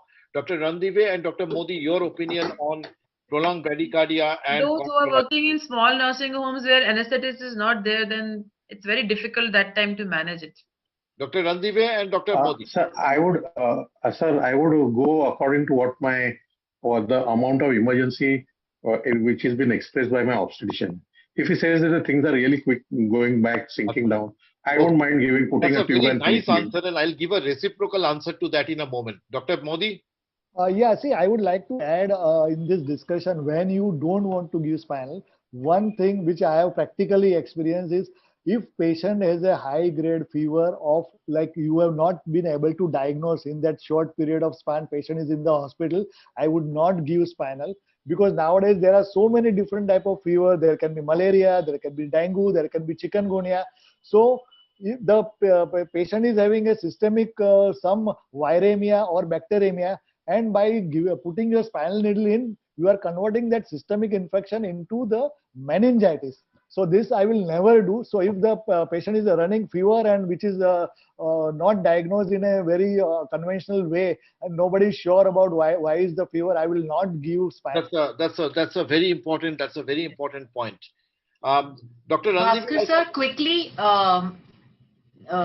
we will have to quickly take the points forward from here. all right, okay. Precautions with GA, I wouldn't get into that. It is give preoperative antacids or ranitidine, PPI, metoclopramide, pre-oxygenation, rapid sequence induction with choline, cricoid pressure, risk of neonatal depression if the induction delivery interval is more than 8 minutes theoretically, and any patient with GA, please give thromboprophylaxis. Dr. Randive, the nightmare of the anesthetist, managing failed intubation. First and foremost, We all call for need help. to be quick, yeah. Yeah, first and foremost, call for help. That and then nowadays you have LMS with you. So if your intubation fails, then you first try and insert an laryngeal mask. Also, if the intubation is difficult, that means the larynx is anterior, and laryngeal mask will easily go. Video laryngoscopy, if you have, will help immensely here. And if the situation you still can't intubate or you can't establish a airway, it is better to withdraw, withdraw, will make the patient awake, and then proceed in the call for help. And if necessary, then go for some other anesthesia like spinal. Don't get into the surgery without a hold on airway. You know? Dr. Modi, you want to add anything? Same thing. I think without securing the airway, don't rush into things. I mean, things can wait. If you cannot intubate and suppose with the patient obstetric who is a hefty patient, you can't even ventilate, then you have it.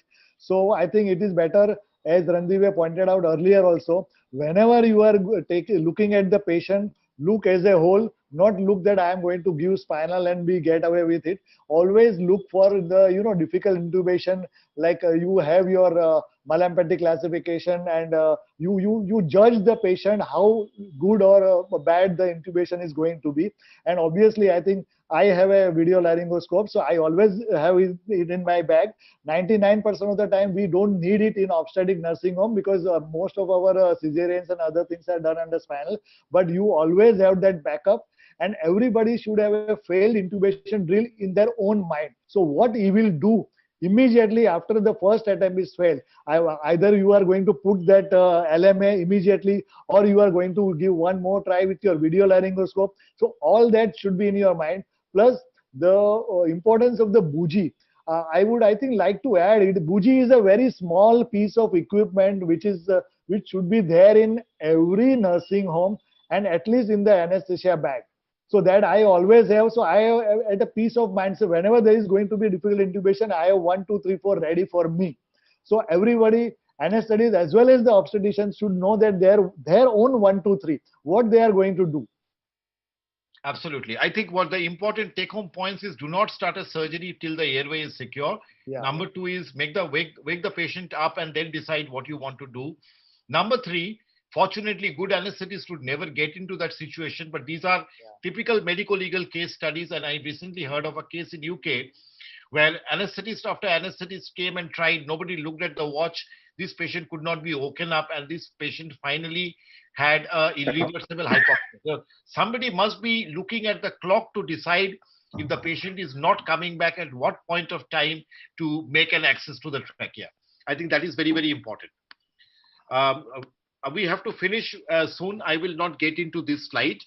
And so essentially what is important, that choose your cricothyrotomy has to be performed at times, but then somebody needs to be looking at the clock to tell the anesthetist that we now need to intervene. Now, role of local infiltration at cesarean for post-op pain relief. Ashutosh? Yes, we used to regularly do this. Initially, we started with bupivacaine. Nowadays, we are using ropin.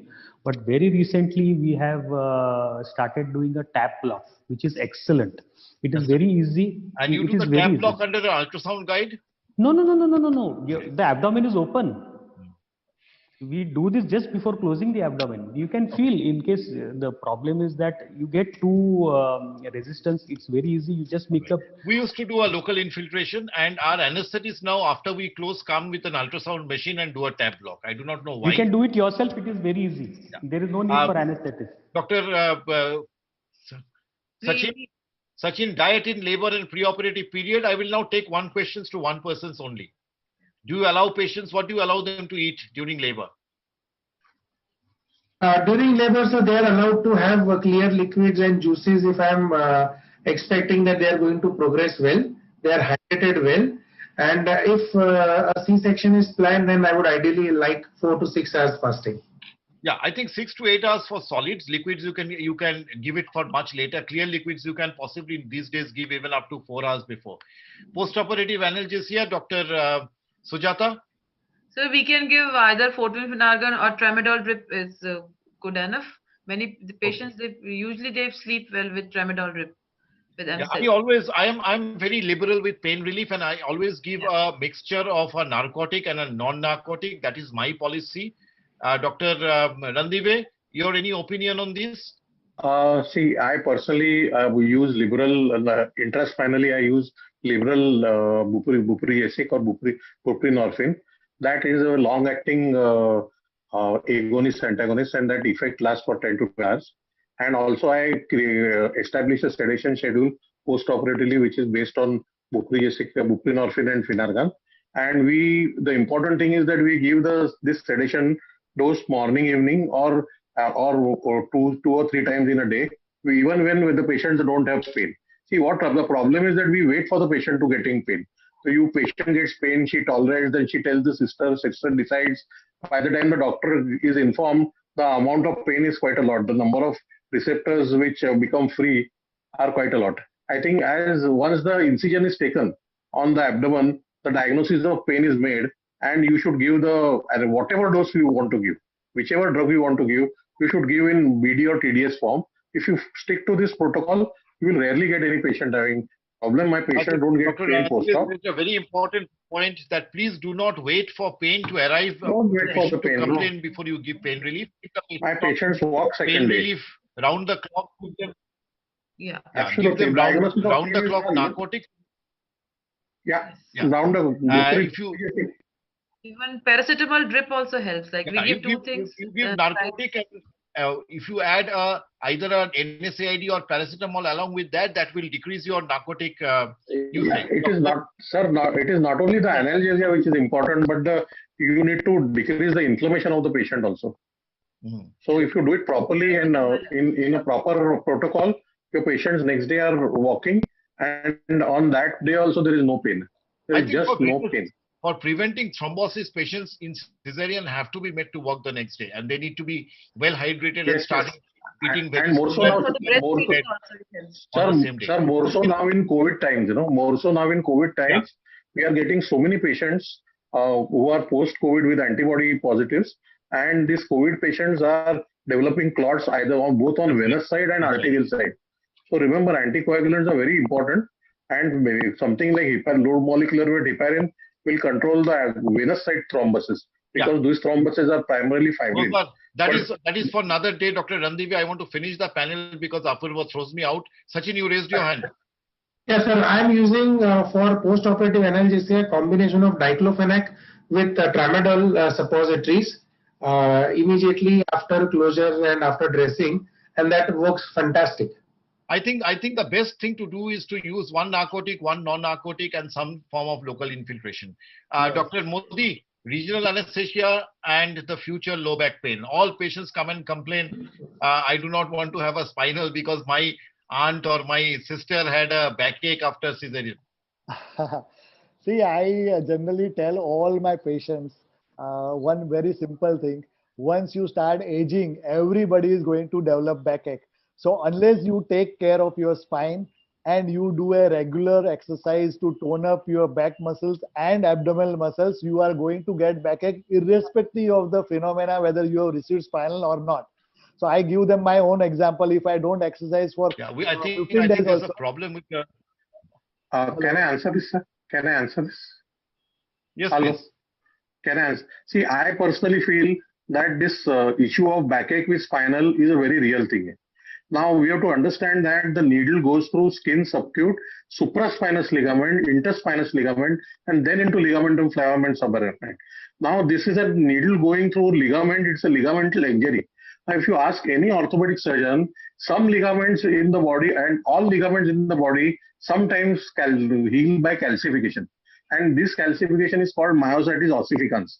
So my personal this thing is that sometimes some patients, some ladies heal by myositis ossificans or calcification, which leads to myositis ossificans, and then this backache remains. Now, if you make the patient, it's a very simple thing to do. If you make the patient sit on your first, second, or third day and press with thumb on the place where the spinal is given, it is very, very tender. Now, the way to get around this is that you should ask your anesthetist to include 1 milligram or half a milligram of dexamethasone in the local anesthetic which is infiltrated when you give spinal. Now, once you do that, then there is no backache at all. On the first, second, and third day, when you go and press with thumb, there is no pain. So you have a tender back when you are sending the patient home. You just have not seen it because we don't go that side. I have done a panel with Dr. Randive before, and I've realized he's got these loads of secret potions. Okay. You follow me. No, every anesthetist will be a liver allergist.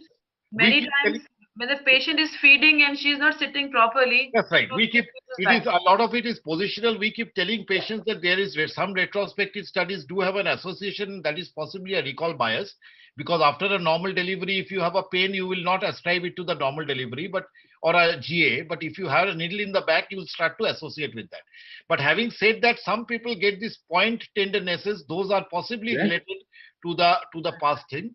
But in prospective studies and one small RCT, there is no significant association, and I keep telling patient that. I will finish before Apurva throws that out. But the regional anesthesia in women with antithrombotics, if they are on therapeutic dosage, please do it 24 hours after the last dosage, and if they are on prophylactic dosage, you can do it 12 hours after the last dosage. So take-home messages are the labor ward should have pethidine and Entonox, and if they don't have it, then you need to have a good epidural analgesia service because it provides effective pain relief but increases risk of OVB. And I know, like most people who practice in Thane, Ashutosh must be very busy, so he loves anyway using those Vontus so he is not stuck up by waiting on somebody for 1 hour. But spinal anesthesia is preferred for cesarean unless contraindicated. GA in pregnancy requires special precautions. I would request one message from all our panelists, starting with the obstetricians and ending with the words of wisdom. Dr. Sujata, the lady. Yeah, so in our country, our mother-in-laws, they think that labor is going to be painful, so we should always give them Fortis-Statin, at least even in small setups and government setups, and try to relieve their pain. Okay. Sachin? Sir, potent analgesia with all attempts made to reduce for the first and the second stage of labor. Ashutosh? You are muted. One drug which is not mentioned as an analgesic to be used is a steroid. If you just include one dexamethasone, it works wonders, believe me. All right. Post-operative. Dr. Randive? I personally feel the reason why the number of epidurals are given less is the more anesthetists are not comfortable with the technique of epidural itself. So I think my technique of giving differential spinal should be made very popular, so that more anesthetists and hence more patients will get painless labor, and the gynecologists themselves will become comfortable. You all are comfortable with spinals, you are not comfortable Dr. with Randive, if you want that to be popularized, you need to train more anesthetists in that. And that you need to make to call me for a panel. Not to hide that as a... No, it's not hidden. Like Chamberlain did with the forceps. It's not hidden. A very interesting thing with when we said about cord prolapse, you said, I'll ask the obstetrician that what time he has, and then Correct. And I was once asked that for a placenta previa, what anesthesia would you choose? And I said, I will choose the anesthetist and leave the anesthetist to decide what anesthesia he or she chooses. I think that is... It is both ways, sir. Dr. It is both ways. Dr. Modi, Yeah, words of wisdom from you. Yeah, say, I will tell only one thing. The best thing the science has given to the humankind is not the luxuries, but the ability to relieve the pain. Thank you. Over to you, Apurva and Jaideep. Thank you very much for involving us. I thank all the panelists, and I thank Jaideep.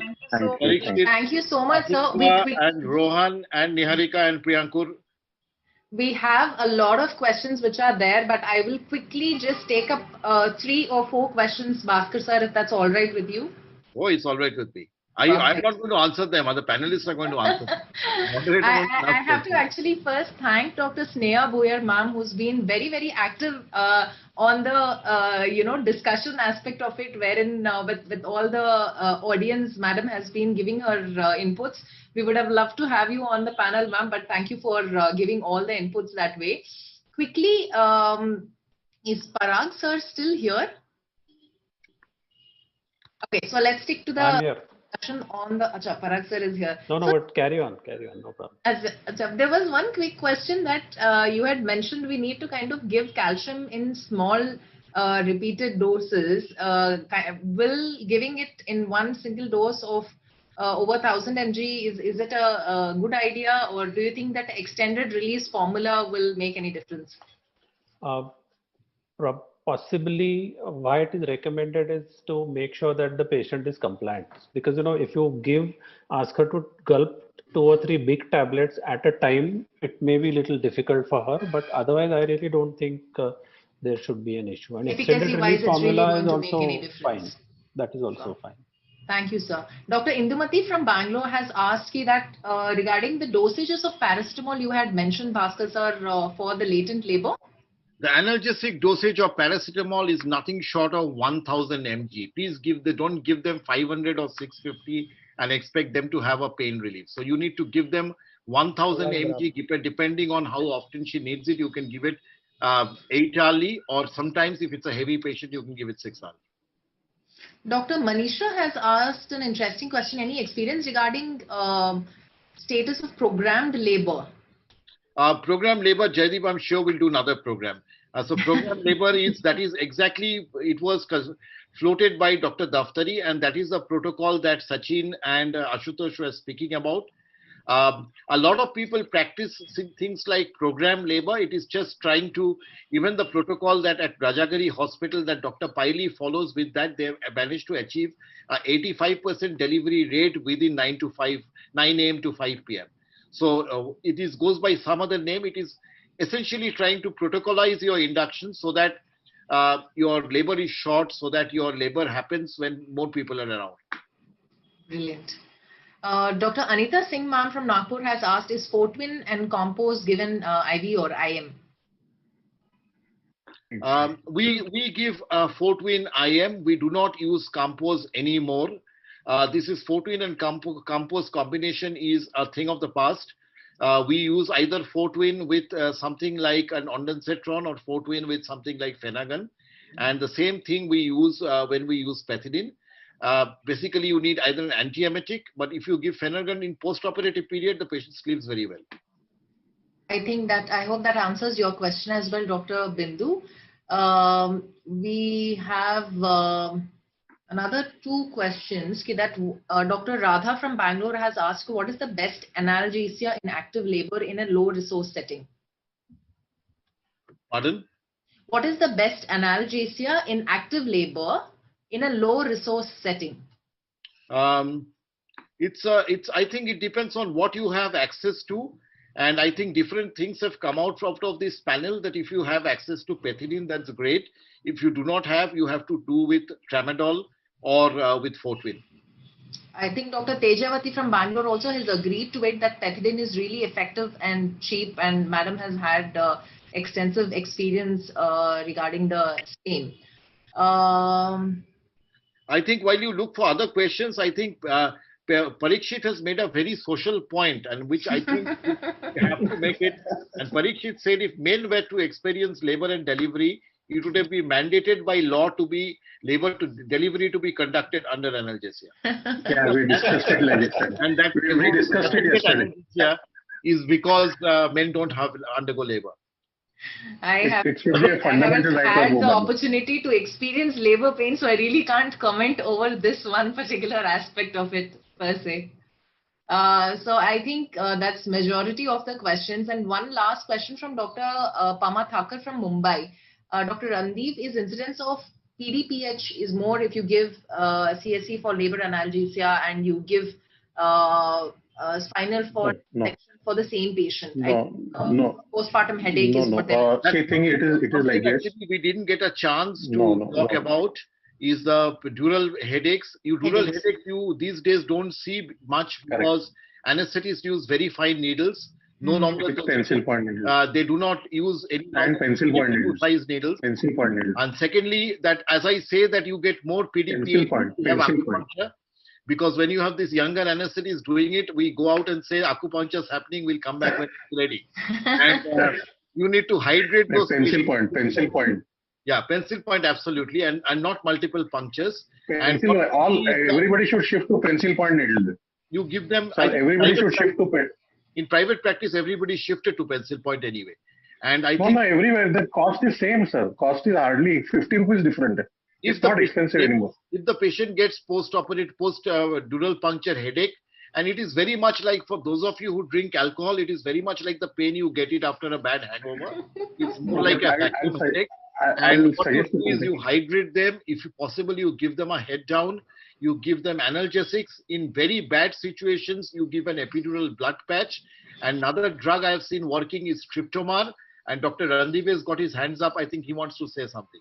The Synarus no, look, tablet clonidine, 100 mics morning, evening for 3 days, and once OD for 3 days, along with some central sedation. That's right. I think all a lot of 5 days. My anesthetist to use Triptomar. I find good relief with that. Dr. Modi, what is your muscular for post-dural headache? Every side headache. To be very frank, I have hardly come across. Probably my surgeons and obstetricians are managing if at all the headache is occurring. But I presume that because they are not calling me frequently, I am not having much of a spinal headache in my patients. Okay. That's great.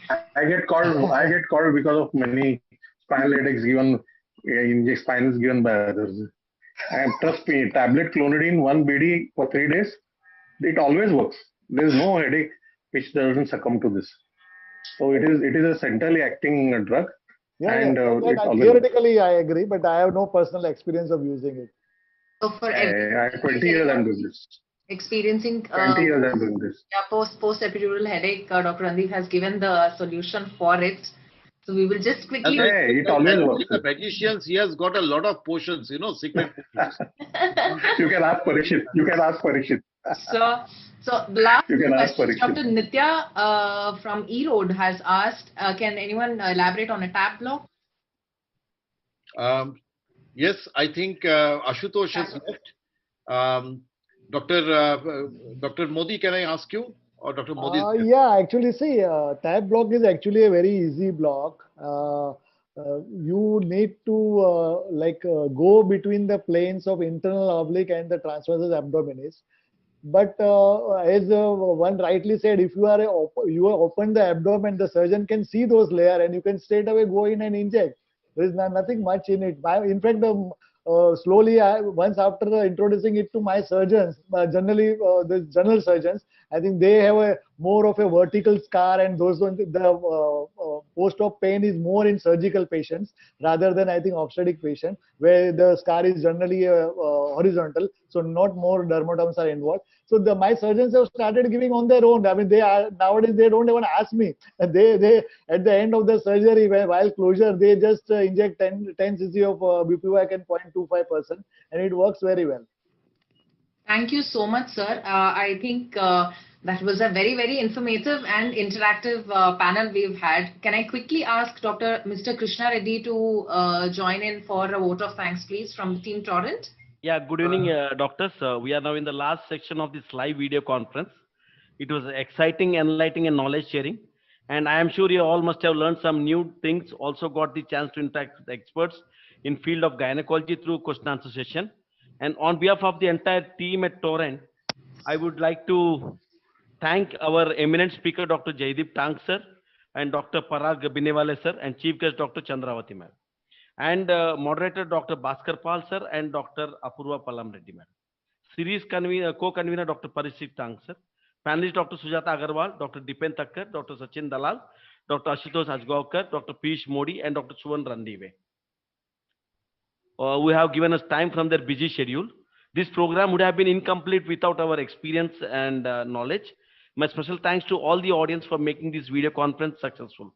Thank you for giving this opportunity.